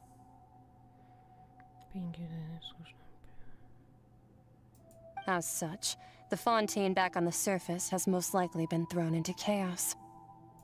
In other words, the prophecy that you've been fretting over should now be in full swing. What? Тут нечему удивляться, Паймон. В конце концов, это естественно, пророчество должно было исполниться. Мы знали об этом и приняли этот факт. И все же... Not to worry.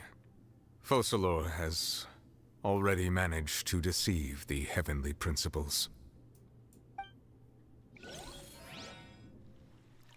In the end, the people will all be dissolved into the waters, and only Furina will remain, weeping on her throne.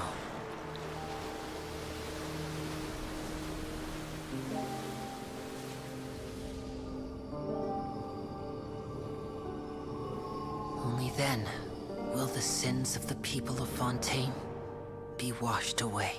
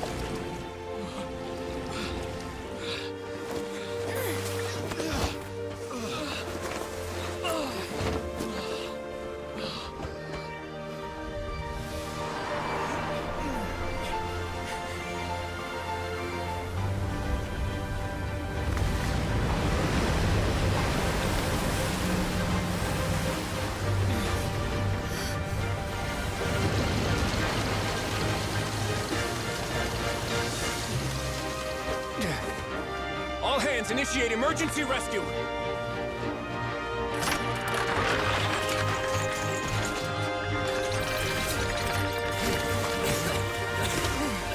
Hurry!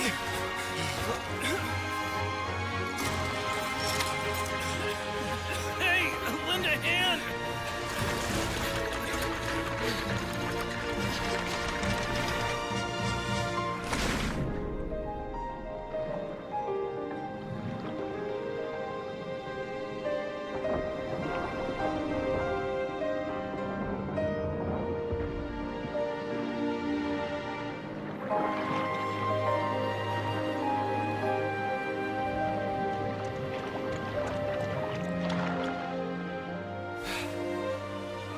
Look! The water's receding!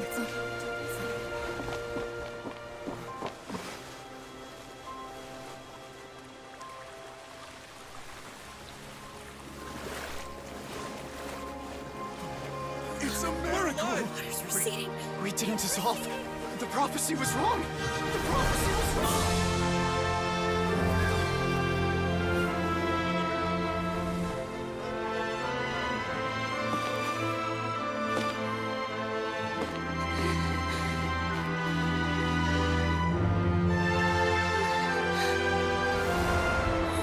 Are you alright? We're saved. The prophecy was wrong.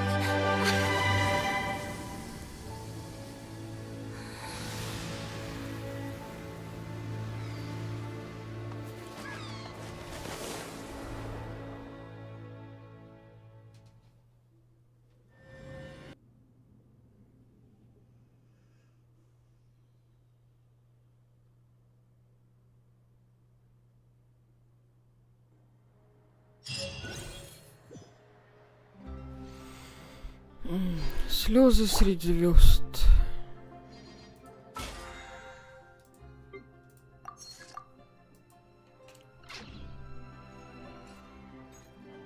Вечерочку доброго в этом чатике, если еще кто-то не спит. Гранд-финале произошел.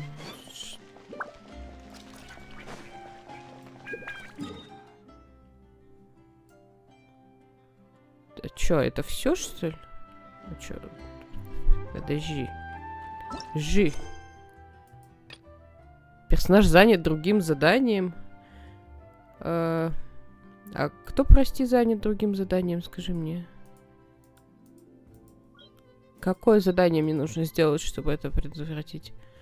Поговорите с Шарлоттой. Без А каким заданием, скажи, пожалуйста, занята Шарлотта? Давно провалившиеся технологии распознавания преступников. Этим Шарлотта этим занята. Что это за квест, скажи мне на милость?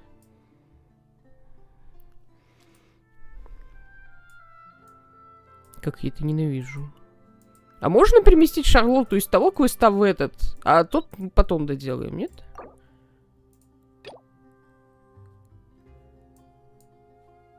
Отслеживать цель. Какой бред. Можно на том квесте повесить заметку о том, что Шарлотта занята главным квестом? Что за бред вообще?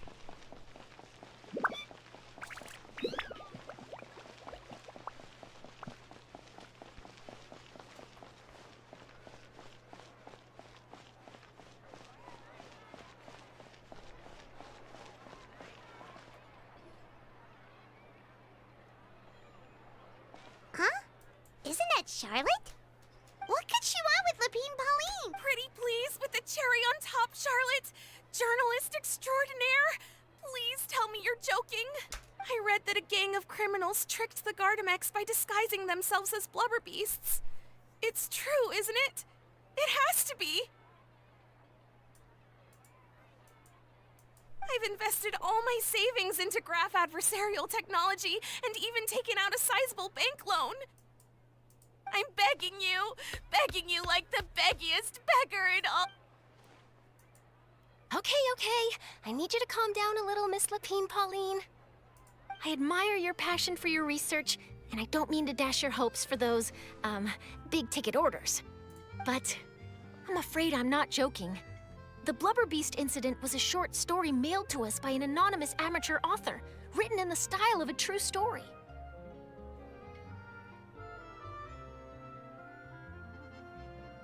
Писатель-любитель, рассказ? Oh, Paimon sees what happened here.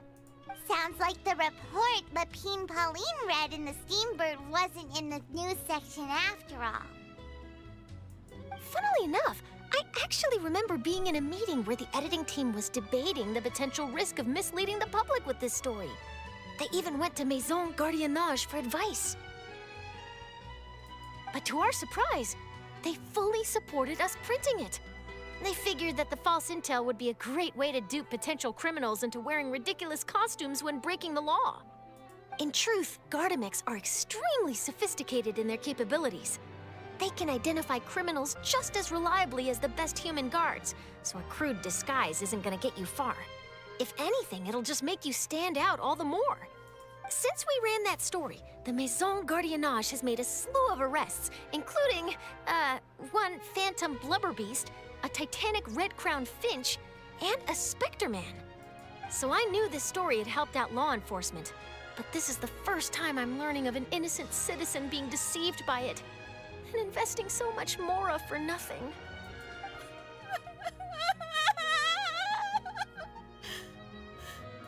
Uh-oh. So Lapine Pauline's whole research project is based on a fictional story? Which means we're not gonna get a big bonus after all. But more importantly, she's gonna lose everything she's invested. Traveler! Paimon! You're back! I was in the area taking some photos for a story when I got to talking to Miss Lapine Pauline about her research. She told me about your collaboration. She even paid me for the article and gave me one of her prototype devices before I unfortunately had to dash her hopes. And I'm afraid all your hard work was in vain too. She's desperately trying to find a way to rescue the project and get you the Mora you're due. I've tried to let her down gently, but she's finding it all very hard to accept.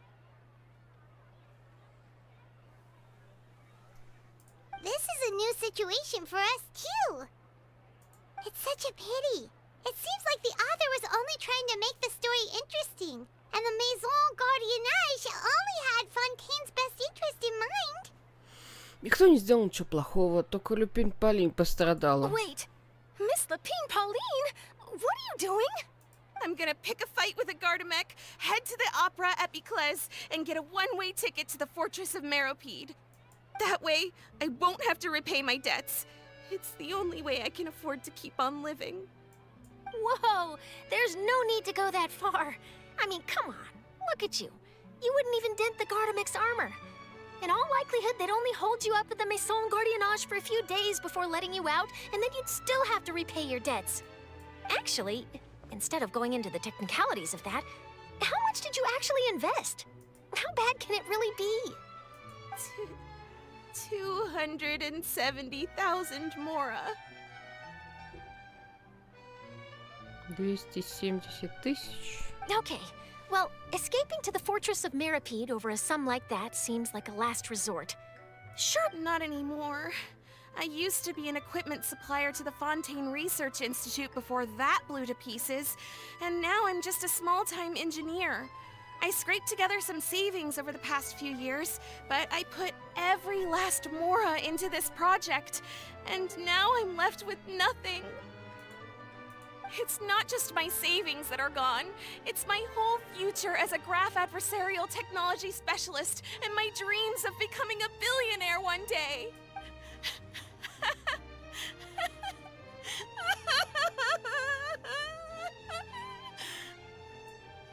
My life is over. Don't despair, Miss Lapine Pauline. I think I know a way for you to turn this around. This prototype you've given me, the camera lens for image recognition sample collection. It's really quite something. You said you designed it specifically for high-fidelity image capture and analysis, yes? The rapid focal length adjustment is a very useful function in its own right. It's sure to make many journalists' jobs much easier. In fact, I'd say it has the potential to revolutionize Fontaine's news media. So your research efforts thus far are by no means in vain. The technology you've developed may have many applications that you've never even considered. Really? Absolutely. I've been working as a journalist for the Steambird for a long time now. No one understands the issues we journalists face on a day-to-day basis better than me. So keep calm, take heart, and start thinking about mass production. In the meantime, I'll show your invention to all my colleagues to drum up interest in your product. I can't believe it! If this is true, then I can look into setting up a whole camera lens development pipeline. My big-ticket orders and billionaire aspirations are still in the cards. Oh, maybe I should consider taking out another loan. That way, I can rapidly improve the lens production process, be the first to market, and prepare to battle for dominance in the camera industry. Come on, stop daydreaming about your pipelines for a minute. Just take it one step at a time and see how it goes. There's no sense in putting all your eggs in one basket before things are even off the ground. Чем выше надежды, тем легче разочароваться. Во всем нужен спокойный и деловой подход. And I can probably speak to some people I know and license my image recognition device to a workshop to raise some funds. I can't believe I didn't think of this sooner. There's no time to lose. I need to get to work. Early bird gets the worm.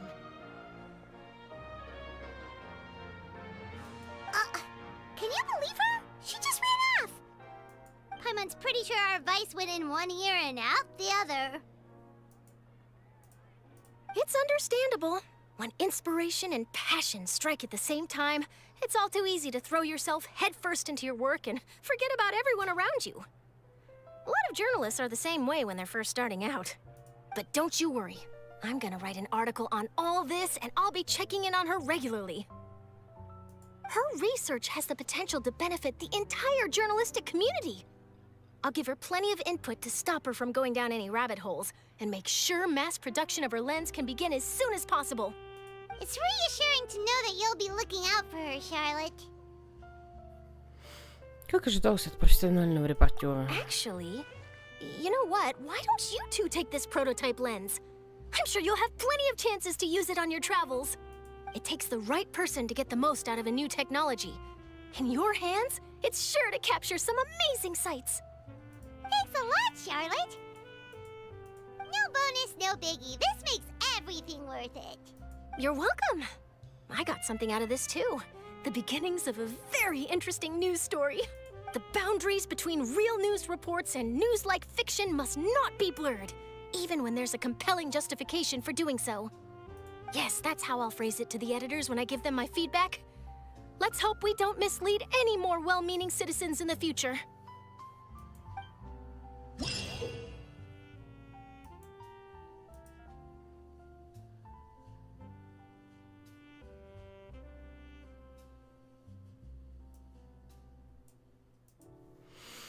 Так, это какой-то апгрейд для камеры нам дали. Я помню этот квест, но как-то не очень хорошо. Так, эпилог. Поговорите с Шарлоттой. Все, Шарлотту отпустила. Пошли говорить.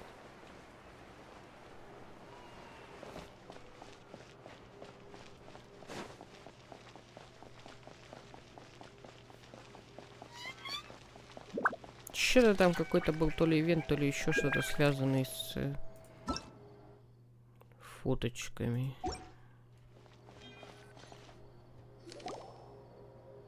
The soul renewed.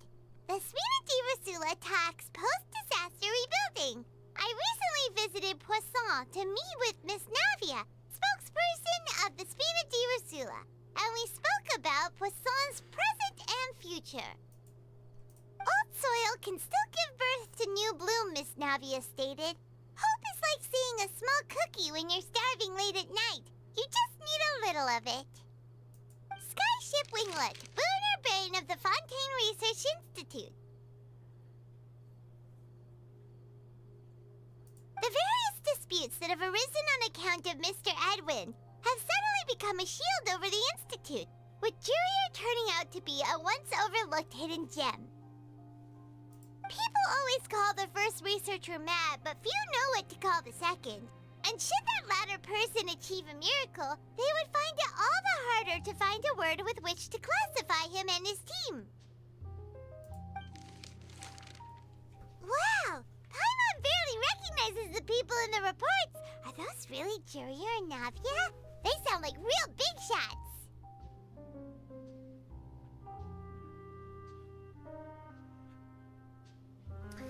Они, возможно, и были большими шишками с самого начала. Мы просто не знакомы с ними в этой роли. What do you think? Pretty enthralling, huh? The Steambird's idea was pretty simple. With the disaster just having passed, we would print a free edition packed to the margins with good news to calm people down. The value for these big scoops lies in their inevitable follow-ups. We'll publish further reports and go into the stories behind those people.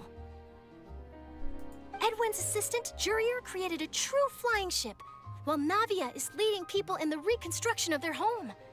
I'm sure that these stories could draw even your well-traveled eye. После этих статей мне и правда хочется узнать, что будет дальше. Paimon's curious too! Wait a minute. Didn't we watch everything happen from start to finish? What's there to be curious about? And that's exactly why I'd like you to come conduct interviews with me. You're the best incubators of news, if you haven't noticed. And also, with you around, I'm sure I'll get to see that Duke. Are you sure? Hasn't he turned you down several times already? Oh, this time will be different. Come on! Let's head to Poisson first, and then make a trip to the fortress. There are some things you'll only know when you get there. Ой-ой-ой. Ой, что с ногой.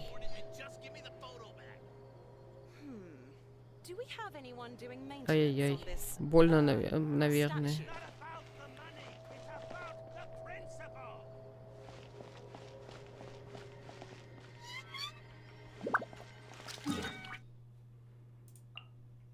Так, посун, окей.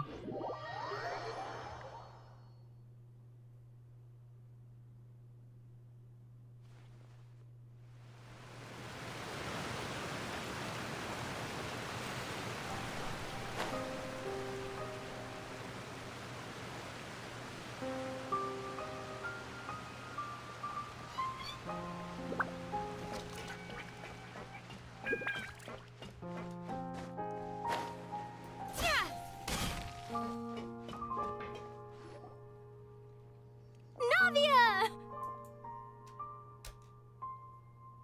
Oh, it's you. What brings you all here? Hey, we're just having a look around. I'm here to update myself on how things are going here. Oh, the Fatui are here too. Let me introduce you. This is Mr. Garunt Snežević. He represented the Knave in sending us a large amount of supplies, and is helping with our work. Our residents are hard at work as well. Thanks to everyone, work is progressing nicely. We've lost a lot of people, but we're moving forward. That will have to be enough. Hello, Miss Charlotte. I'm a big fan of yours. I especially like that article you wrote last year about Fontaine's stray cats.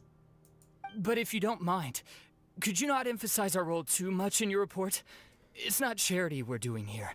We just happen to share the same interests as the Spina. I get where you're coming from. I'll keep it as simple as possible. Or would you be willing to feature as friendly neighbors? That would be fine. Thanks.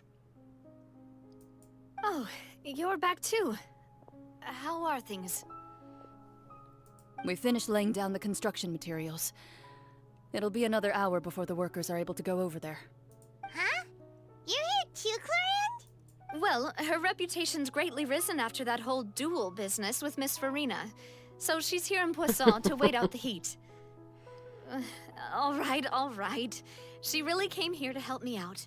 There's too much to consider in the reconstruction of Poisson. The Spina has need of more decision-makers. And, well, I do already happen to be connected to Mr. Callis. Oh, wait just a moment. Do you mind me asking a few questions? You know, about how you felt before the duel, about what it was like facing down a god. There's lots of exciting material there, I bet. Forget it. I'm sure you can find a better theme than that, Miss Charlotte. I see you're the same as always. Couldn't you do me a favor, for Navia's sake? Well, if we're talking about doing things for my sake, you might as well just take a few more photos of me. Or of the Traveler. It's better than wasting time persuading Chlorand at any rate.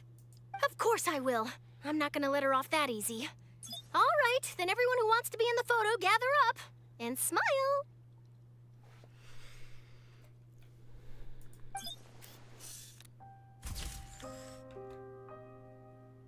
How did it go? Was it a good shot? Did Paimon look cute in it?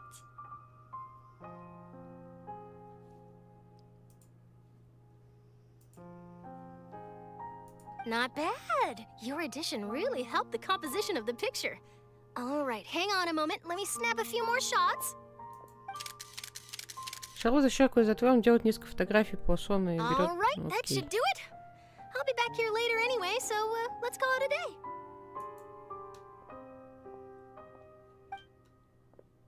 day. You're very quick. Speed is of the essence when it comes to the news, and freshness is the key. Also, not to brag, but I'm pretty good at building connections. Who knows? I might eventually get that interview with you after all, Miss Chlorand.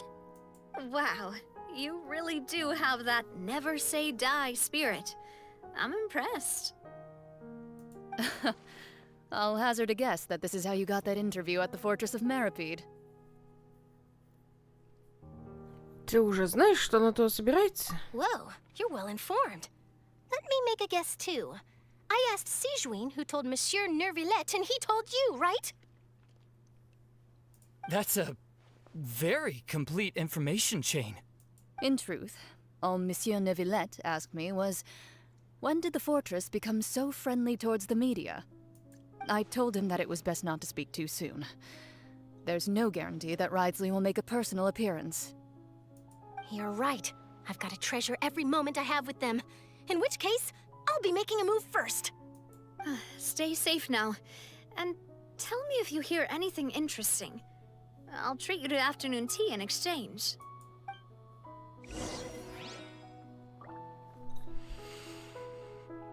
Снежевич, здорово. You seem curious about the fortress. Of course. That Ridesley. I still remember going down to the fortress to grill him for information on my father's case. Boy, did he take me for a ride. Without telling me anything, of course. But he did invite you to tea, didn't he? 2 large pots of it, in fact. It was good tea, though. I have to agree. The tea there is very good. Speaking of that, would you like to have some today? I mean, you've got time, right? Well, I'd be partial to some shortbread. Wow, it's like we've got a menu or something. Sure. Good. What flavor of biscuits would you like, Mr. Snezhevich? Me? I'm fine with anything. But I would prefer chocolate, should you have it. All right. Leave it to me. I'll go over the newly arrived supplies with you later, Mr. Snezhevich. We should be able to finish the preparatory work today.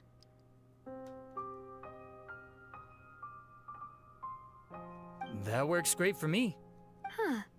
Is it just me, or did you get a new lipstick? I did. It was a gift from Sijuin. Want to give it a try? I think the color would suit you too. Сиджвин дарит девочкам помады. Так.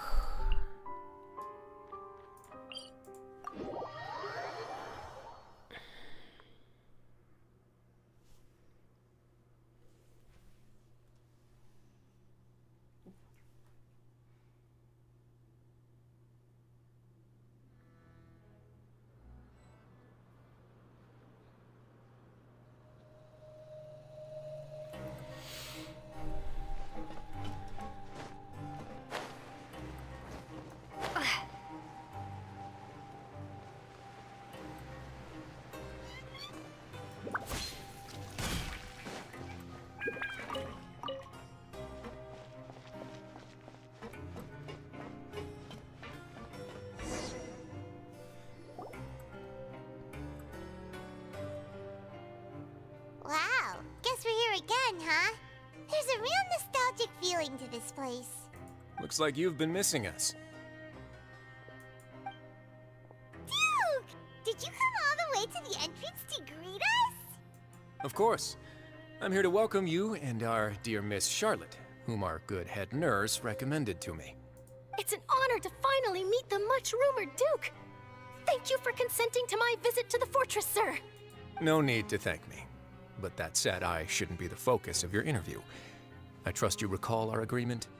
Of course, of course. All right then, this way.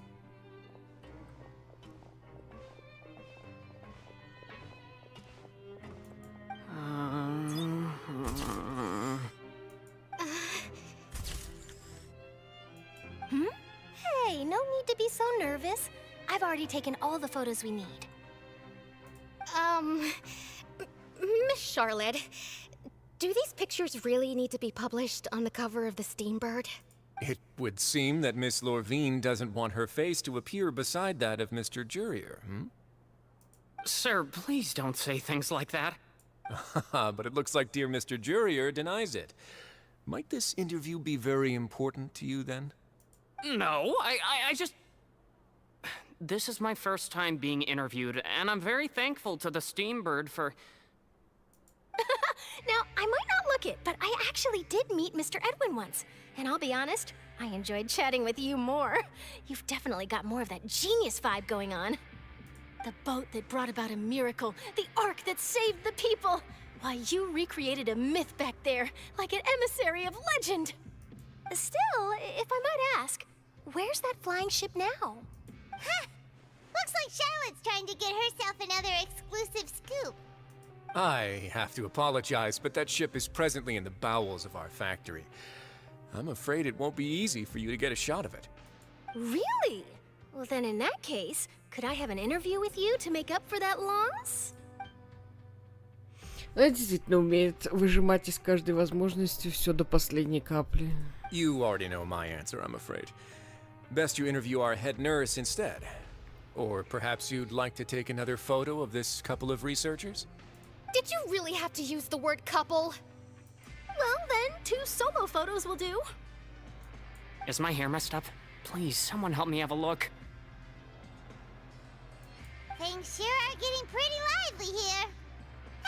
We've seen this kind of thing before. Oh, seems like everyone's here. Would any of you like to try this new drink I came up with?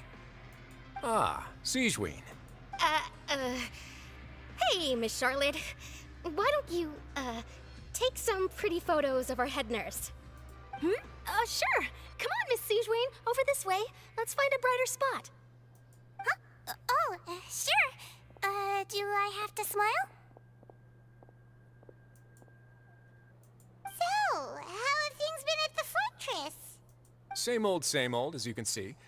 Fontaine's undergone some changes, but this place is still more or less the same.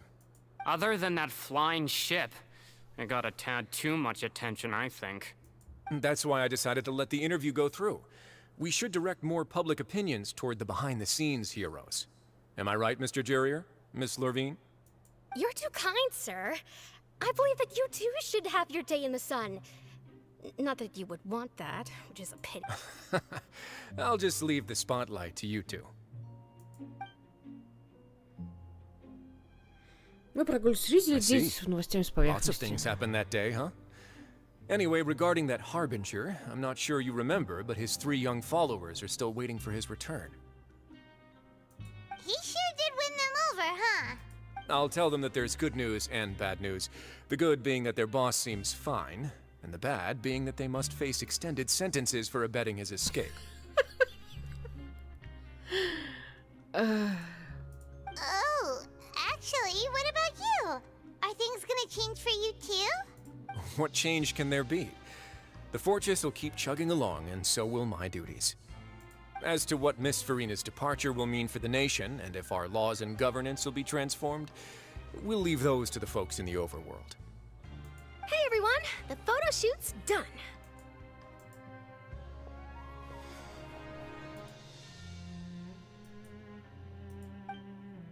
Good. In that case, let's call it a day here. Thanks for your cooperation. Come on, Traveler, let's go. Till next time, everyone. There'll be a next time? Maybe. Who knows? I might write a story about the underwater factory next time. Until then. All right, last stop, the docks.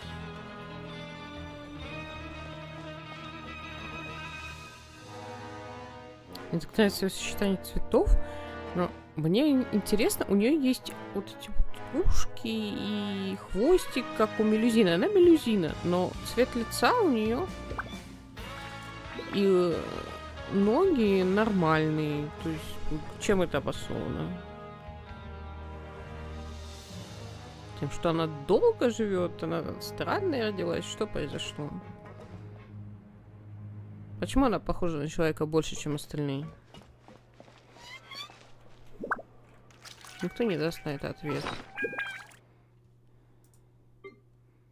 Так, что тут какая-то хрень. Так, куда теперь?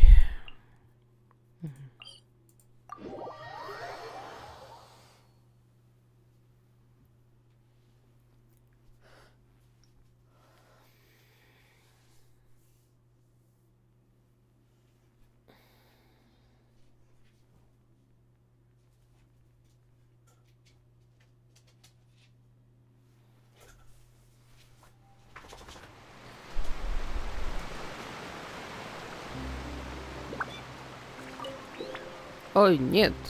Я нет хотел нажать. Да иди ты в баню. Да, еще не сюда. Не туда нагнули.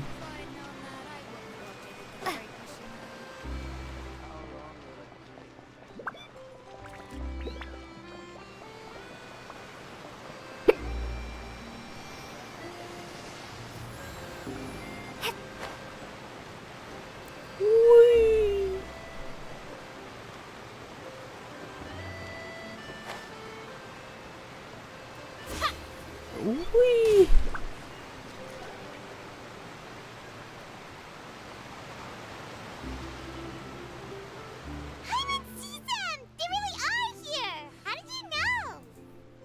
Navia mentioned that she stayed in touch with Linny and the others after working together. Apparently, they've been at the docks distributing these strange pockets the whole time since. Traveler, Paimon. Ah, and Miss Charlotte, too. Would you like a magic pocket? What sort of gadget is it? It's a wondrous bag that can be used to carry many things. The water level has returned to normal, but if you see any of your things floating around, you can use this to carry them. Or you could trick a friend into doing it for you. Trick a friend? I wonder which of my friends would fall for that.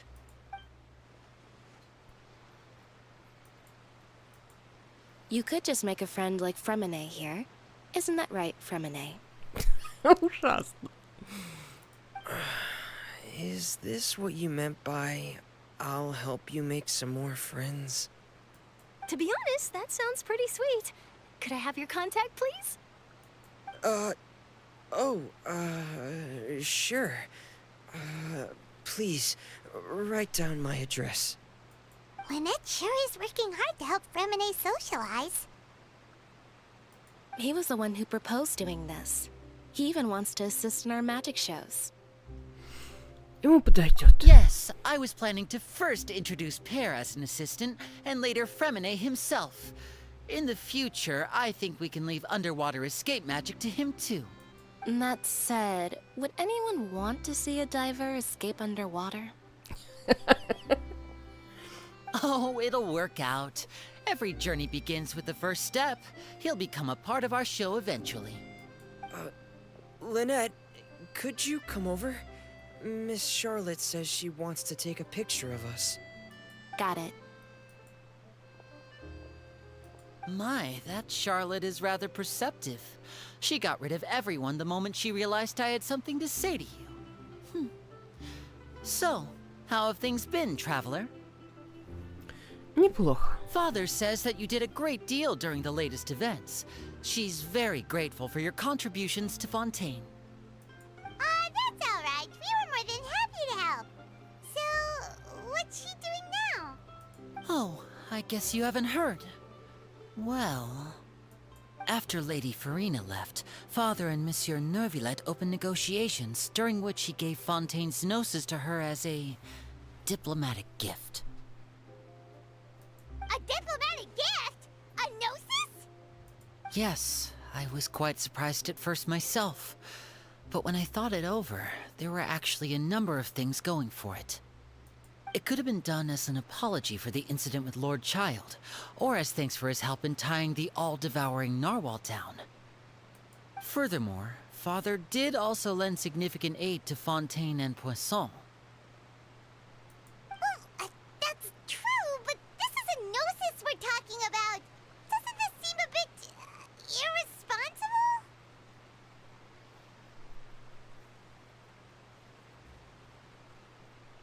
Она мне нравится. Мне нравятся персонажи, которые разговаривают.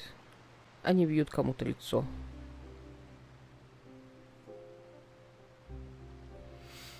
Почему-то моя героиня чаще бьет кому-то лицо.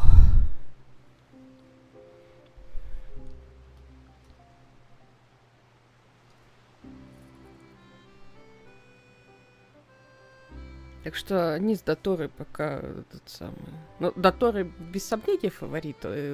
Я чуть ли не за него играть начала. Добрый вечер. Но... Если у меня останутся круточки, они пойдут предвестницы. Вообще должны остаться. У меня тут на карте дофига. I would agree, but I've also heard that it seems that Monsieur Neuvillette has had a significant change of heart regarding the matter.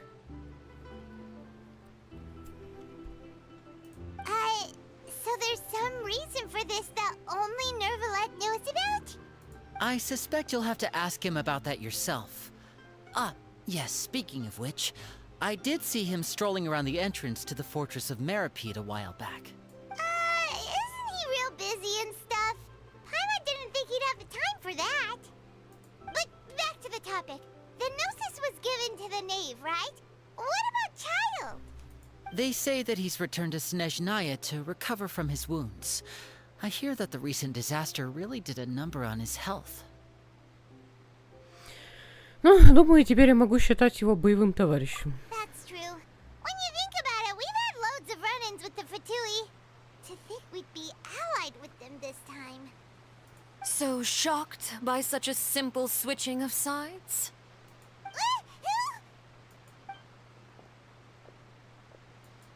Father! Well, well, what do you know? Come to the docks to see how my children are doing and meet the Traveler by chance. Please do not pay my accomplishments in Fontaine too much mind. I would have done them regardless. Are you going to take the gnosis back to Snezhnaya? That is our duty as harbingers, yes. Don't be too preoccupied with sides. The goal of the Fatui concerns not a single place or person, but the entire world. With such a grand goal in mind, it is inevitable that we must wear many masks. Switching my masks is something I've always done. Ты не изменишь позицию? Well, that depends on many things. No one truly knows what the future holds. What good is honesty if you can't rely on it forever? As for you, I very much look forward to our next collaboration. Good things cannot be achieved alone, and you've proved yourselves to be great partners.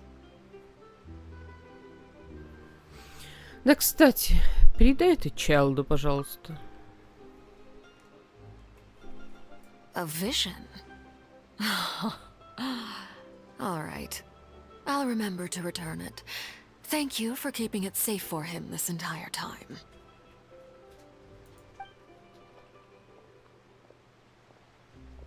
And that's a wrap for me. Huh? You're... Greetings, Miss Journalist. Hello. If I'm not mistaken, there are diplomatic channels I'll need to report to take a photo of you. That is correct. so forgive me, but I will not be able to serve as a subject in your article. However, feel free to write as much as you'd like about our dear magicians and our upcoming rookie talent. I will. The sea breeze is quite pleasant. I shall continue my walk while the weather remains so agreeable. Farewell. Farewell, Father. Oh, she has such an intimidating presence. I didn't even dare to take a picture. Thankfully, I've already wrapped up all my pre-scheduled interviews. Thank you all. This'll be more than enough for me to write about, I'm sure. Don't be too nervous. Why don't you take a magic pocket before you go? Here, Traveler, Paimon, you take one too. To move things about? That's right. Funny. I was giving out magic pockets when we first met too. And what do you know? I'm doing the exact same thing right now. So many things have happened, but the pockets are still the pockets. I guess this must be life. We will all follow our own paths, and serendipity will lead you to your fated friends. All right then. We'll be handing out pockets in some other districts later, so we'll get going now. Well, guess we sent Charlotte off. Shall we go see how Neverlette's doing? As long as he's not so busy that he doesn't have time to chat anyway.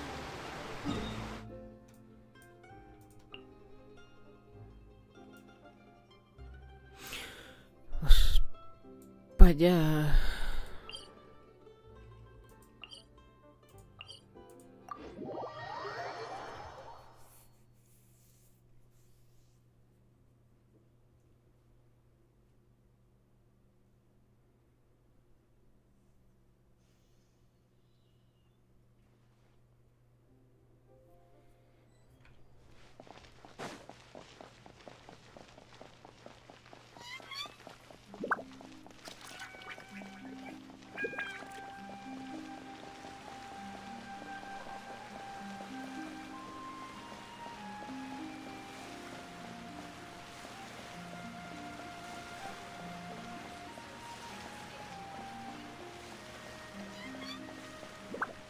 No two cases are alike.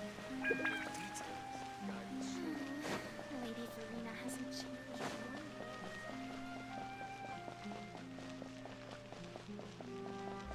The entrance to the fortress!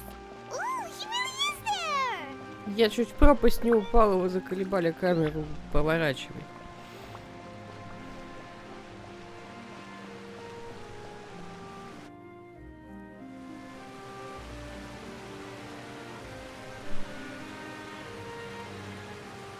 So, you really are here, Neverlet! Paimon didn't think you were going to have free time this hour of the day. Really? Oh, I suppose you must have met Mr. Linney. He took the time to greet me earlier when he passed this way. In any case, you came at a good time. I was just considering reaching out to you to set up a meeting, so I may explain some things that I haven't had the time to before. Aw, Paimon's glad that you remembered. Thank you for keeping us on your mind, what with you being busy and all. Alright, let's have it then. How was Fontaine actually saved? The whole business is still quite the mystery to us.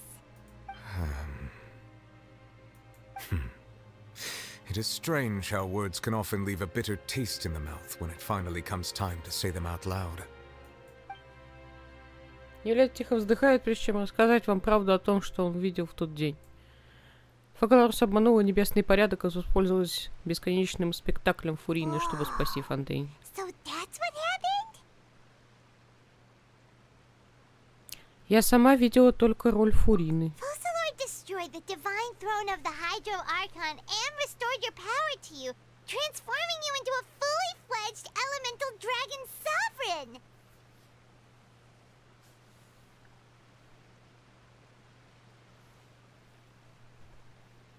But Paimon still doesn't quite get what you did to save the Fontanians from dissolving.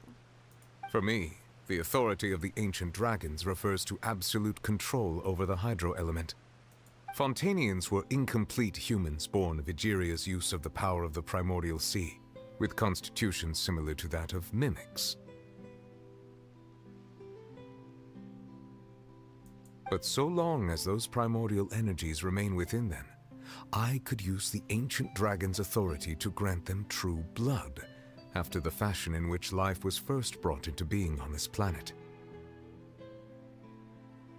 In other words, when I gave my verdict, Fontanians became true humans, and thus would naturally no longer be dissolved by water from the primordial sea.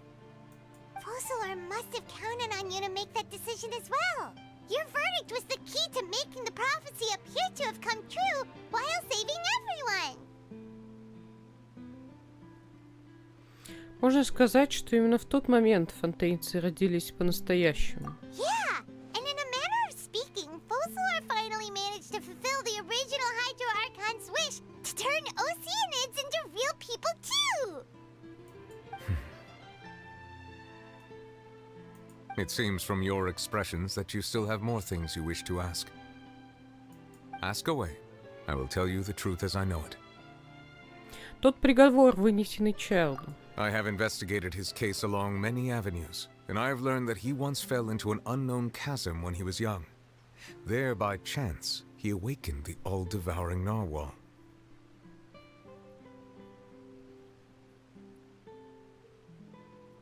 But whether it be by sentiment or reason, that should not have been enough to consider him the root cause of the disaster. At most, he would have had tangential liability. As for the judgment passed by the oratrice during the trial, whether it was due to that liability by association, or Focalor deliberately using him to buy time for us on the assumption that he would be able to hold the creature off, I cannot say. Guess Focalor had Fontanians in mind the whole time. In the end, it was thanks to her that they finally became real humans. Hang on a second. Paimon suddenly got another question. Back when Fontanians hadn't yet become real humans, were the children they had also transformed Oceanids? Life has always flowed like water. Do you recall how Fontanians would often come to the Fountain of Lucine to pray for children?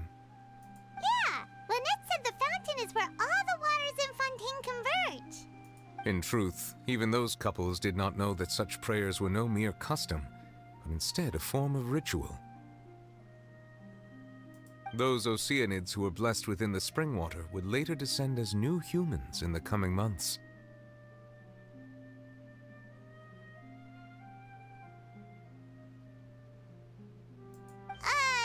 Paimon sorta gets it now. Either way, seems like this ritual won't be of any further use, but it'll probably live on as a local custom. Ask away. I will tell you the truth as I know it. Что ждет Фонтейн в будущем? Yeah, about that. Risley said Farina has already left. What's that all about? Ah, Lady Farina. The people are only aware that her death sentence has not been carried out. She abdicated the post of Hydro Archon and left affairs related to that title to me, before leaving the Opera House. I related Focalor's words to her faithfully and completely. After hearing them, she seemed neither saddened nor comforted. She simply said that she was tired and needed to rest. Having said that, she then packed her things and moved out of the Opera House, not unlike how an ordinary person might. But she's still got a place to stay, right? You need not worry. I will make arrangements to ensure that she will not want for food, clothing, board, or travel. In truth, I am somewhat happy for her. The wear and tear on her spirit will, of course, take time to heal. But now that she no longer has to play the role of Focalor the Hydro Archon, she can finally lay down her burdens and lead a normal life. What about you then? What are your plans now that you've regained your full powers as the Hydro Dragon? After Focalor passed on, the Oratrice also ceased to function. This matter will directly affect our trials. After much careful consideration, I've decided to take over its role in our courts. From now on, I shall hear cases and pass verdicts by myself. Looks like you're still considering stuff from the perspective of the Udex, huh? As an elemental dragon, there are indeed many things that I must do. But this power and this duty, in a manner of speaking, you could say that both were granted to me. As such, before I attend to my other responsibilities, I must first and foremost continue to serve Fontaine as its highest judge.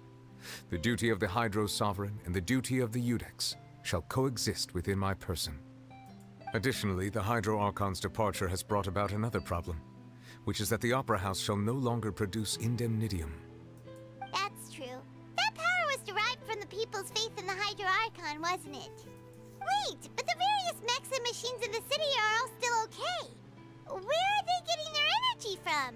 As I am now, I have full command over New Musia, and it can serve as a complete substitute. Another reason why I cannot quite leave Fontaine immediately. Wow. This ancient dragon's authority stuff is really quite useful, huh? Ask away. I will tell you the truth as I know it. Расскажи о сердце бога Фонтейн. Oh, that's right! They say you've given it to the knave as a diplomatic gift or something! Leaving aside their intentionality, the two Fatui Harbingers have indeed done much for us during this crisis.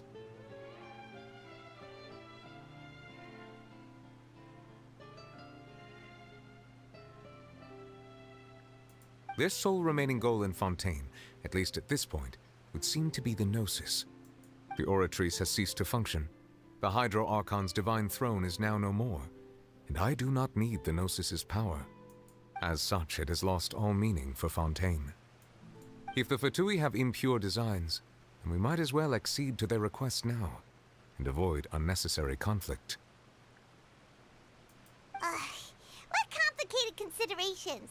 Paimon thought you were just giving it to them out of gratitude to the knave and as an apology to Child. Ask away. I will tell you the truth as I know it.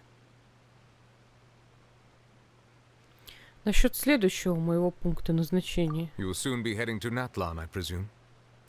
I'm afraid that I have little talent as a travel guide, so all I can do is tell you what I know about that land. As far as I'm aware, Natlan can be said to be a nation of dragons. A nation of dragons? You mean like you? No, I suspect that I would not find myself welcome there. Unlike ancient dragons such as myself, the dragons of Natlan have undergone long years of development and evolution. Large numbers of them have entered a form of coexistence with humanity. Natlan is also the nation of war. War ravages those lands like an undying flame. There is one other piece of information I got incidentally from my negotiations with the Knave that I believe may be useful to you.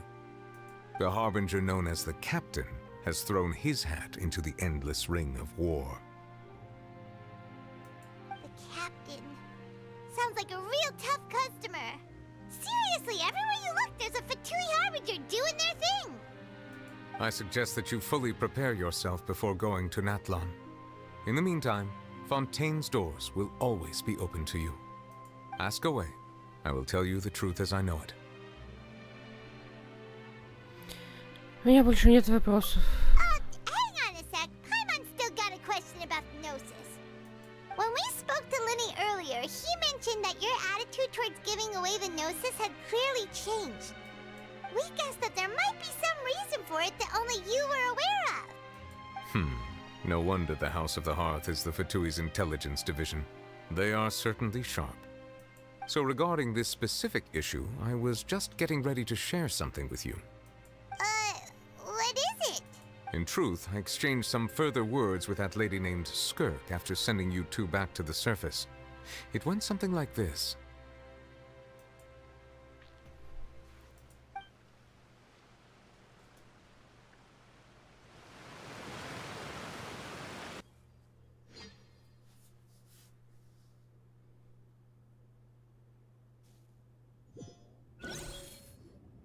Well, we're going to head topside to see what's going on. You hurry over soon as well, all right, Nervalet? Whoa! What next? The all-devouring narwhal isn't here, so I'm no longer getting any interference. I can finally catch the scent of your power, what it's made of.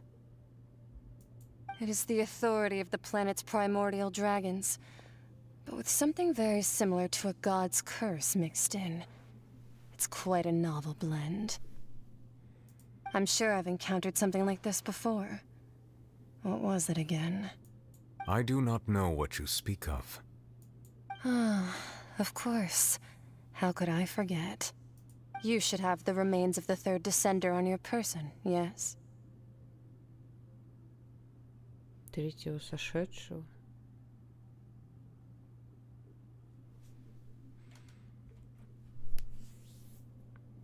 Remains?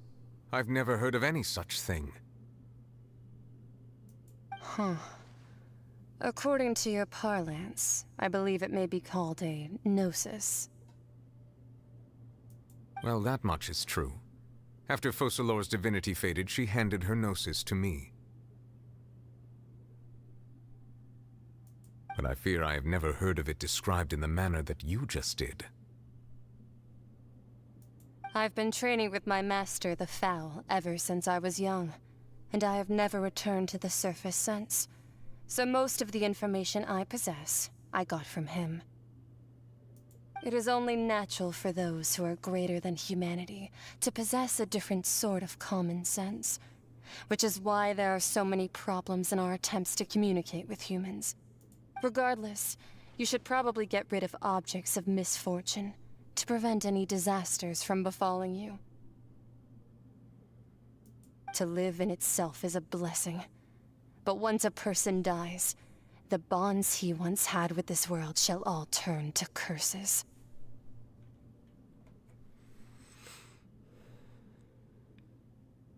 What do you mean by that? No need to fret. These are just my personal thoughts, and my reason for no longer wishing to return to the surface. This third descender you refer to, who are they? And when did they die? Master never mentioned them to me. Perhaps it just wasn't that important for me to know. If you're interested, though, I could ask him. I'll be sure to pass the answer on to you next time. Next time? You believe we will meet again? I do. Wait. I have a disciple of my own, don't I? He can be the messenger then.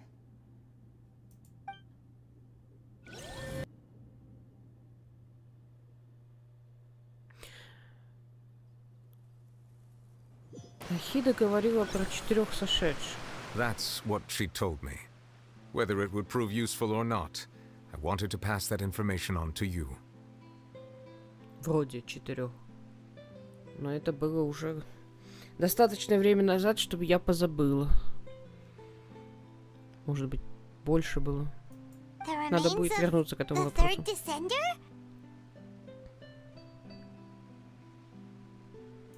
So that's what the Gnosis actually are. Paimon just thought they looked like chess pieces. How could they be a person's remains? All the same, assuming that there was no misunderstanding or special metaphor at play, that is what she meant to say. And she said that it would bring misfortune and that you should check it, which is why you gave it to the Fatui. If she speaks the truth, then I would simply be putting Fontaine at unnecessary risk by keeping it here.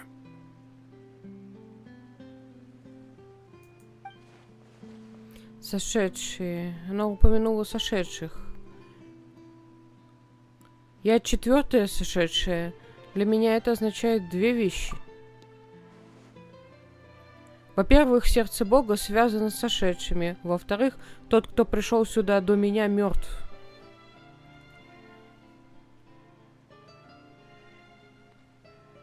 Так подожди, если ты 4-я, братишка-то 5-й или 6-й? 3-й или 5-й?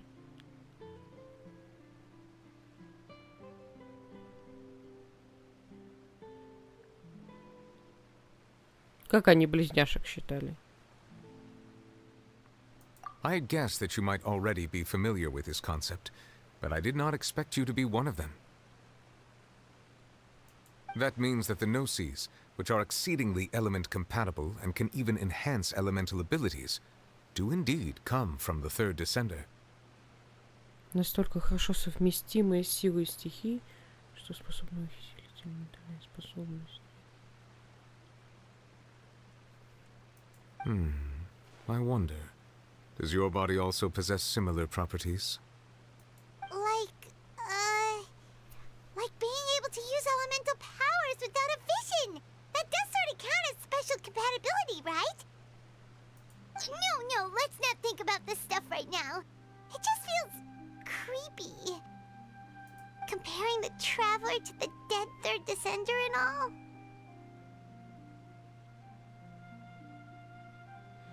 Не переживай, я так просто не умру. That's what you say, but this topic still feels like bad luck. Once Child recovers, let's get some more answers out of him. Or go look for his master and get the answers that way. I too believe it unwise to make too many blind guesses when information is lacking. The same is true of being at court. All right. Whatever the case, it seems like the crisis here in Fontaine's over for now. Yes. All of Focalor's efforts were for this moment as well. But she sacrificed herself in the end as a god, and she suffered through all those years as a human. Was that really what she wanted? I suppose that would be the mystery of a god's will. Ты можешь понимать волю богов? I suspect not. But once in a while I too would guess that if wishes were like the clouds in the sky, they will one day return to the earth as raindrops.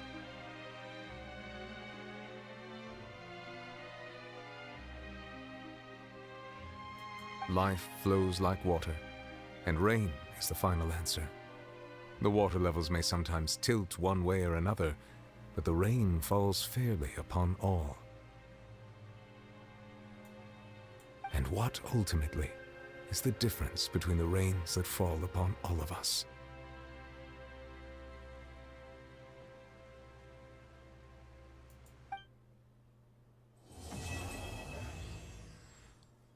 Маскарад виновных, задание выполнено.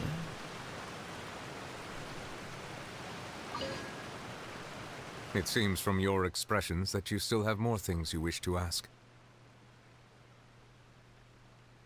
Ask away. I will tell you the truth as I know it. I suggest that you fully prepare yourself before going to Natlan.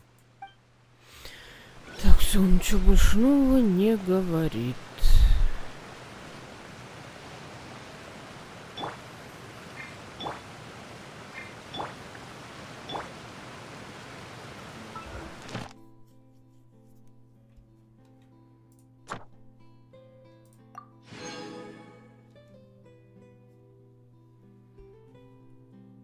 Вау, круточка. Вот это подарок.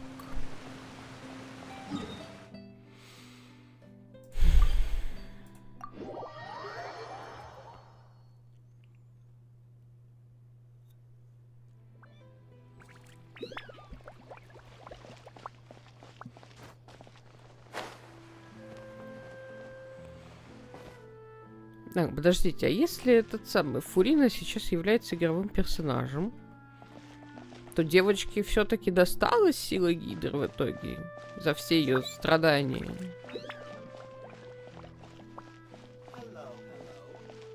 Ты еще и говоришь, как давно это случилось.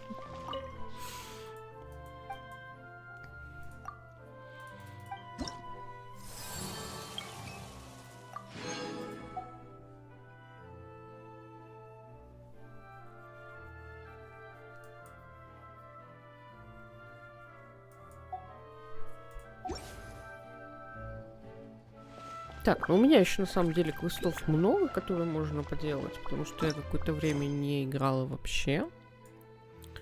Тут еще что-то осталось, Сумеру завалялось. А что так много-то все? Прям до хрена.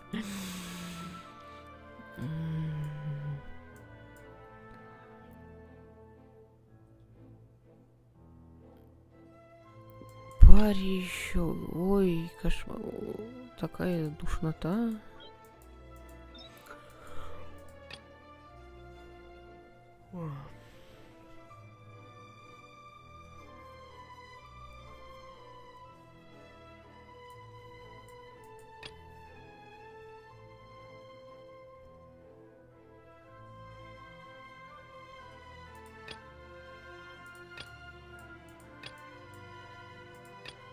Наверное, надо будет вот эту мелочь поделать.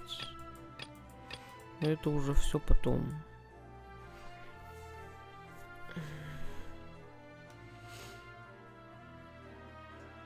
Я думаю, до Натлана мы с этим сдюжим, потому что Натлан выйдет только, я думаю, в сентябре, как обычно.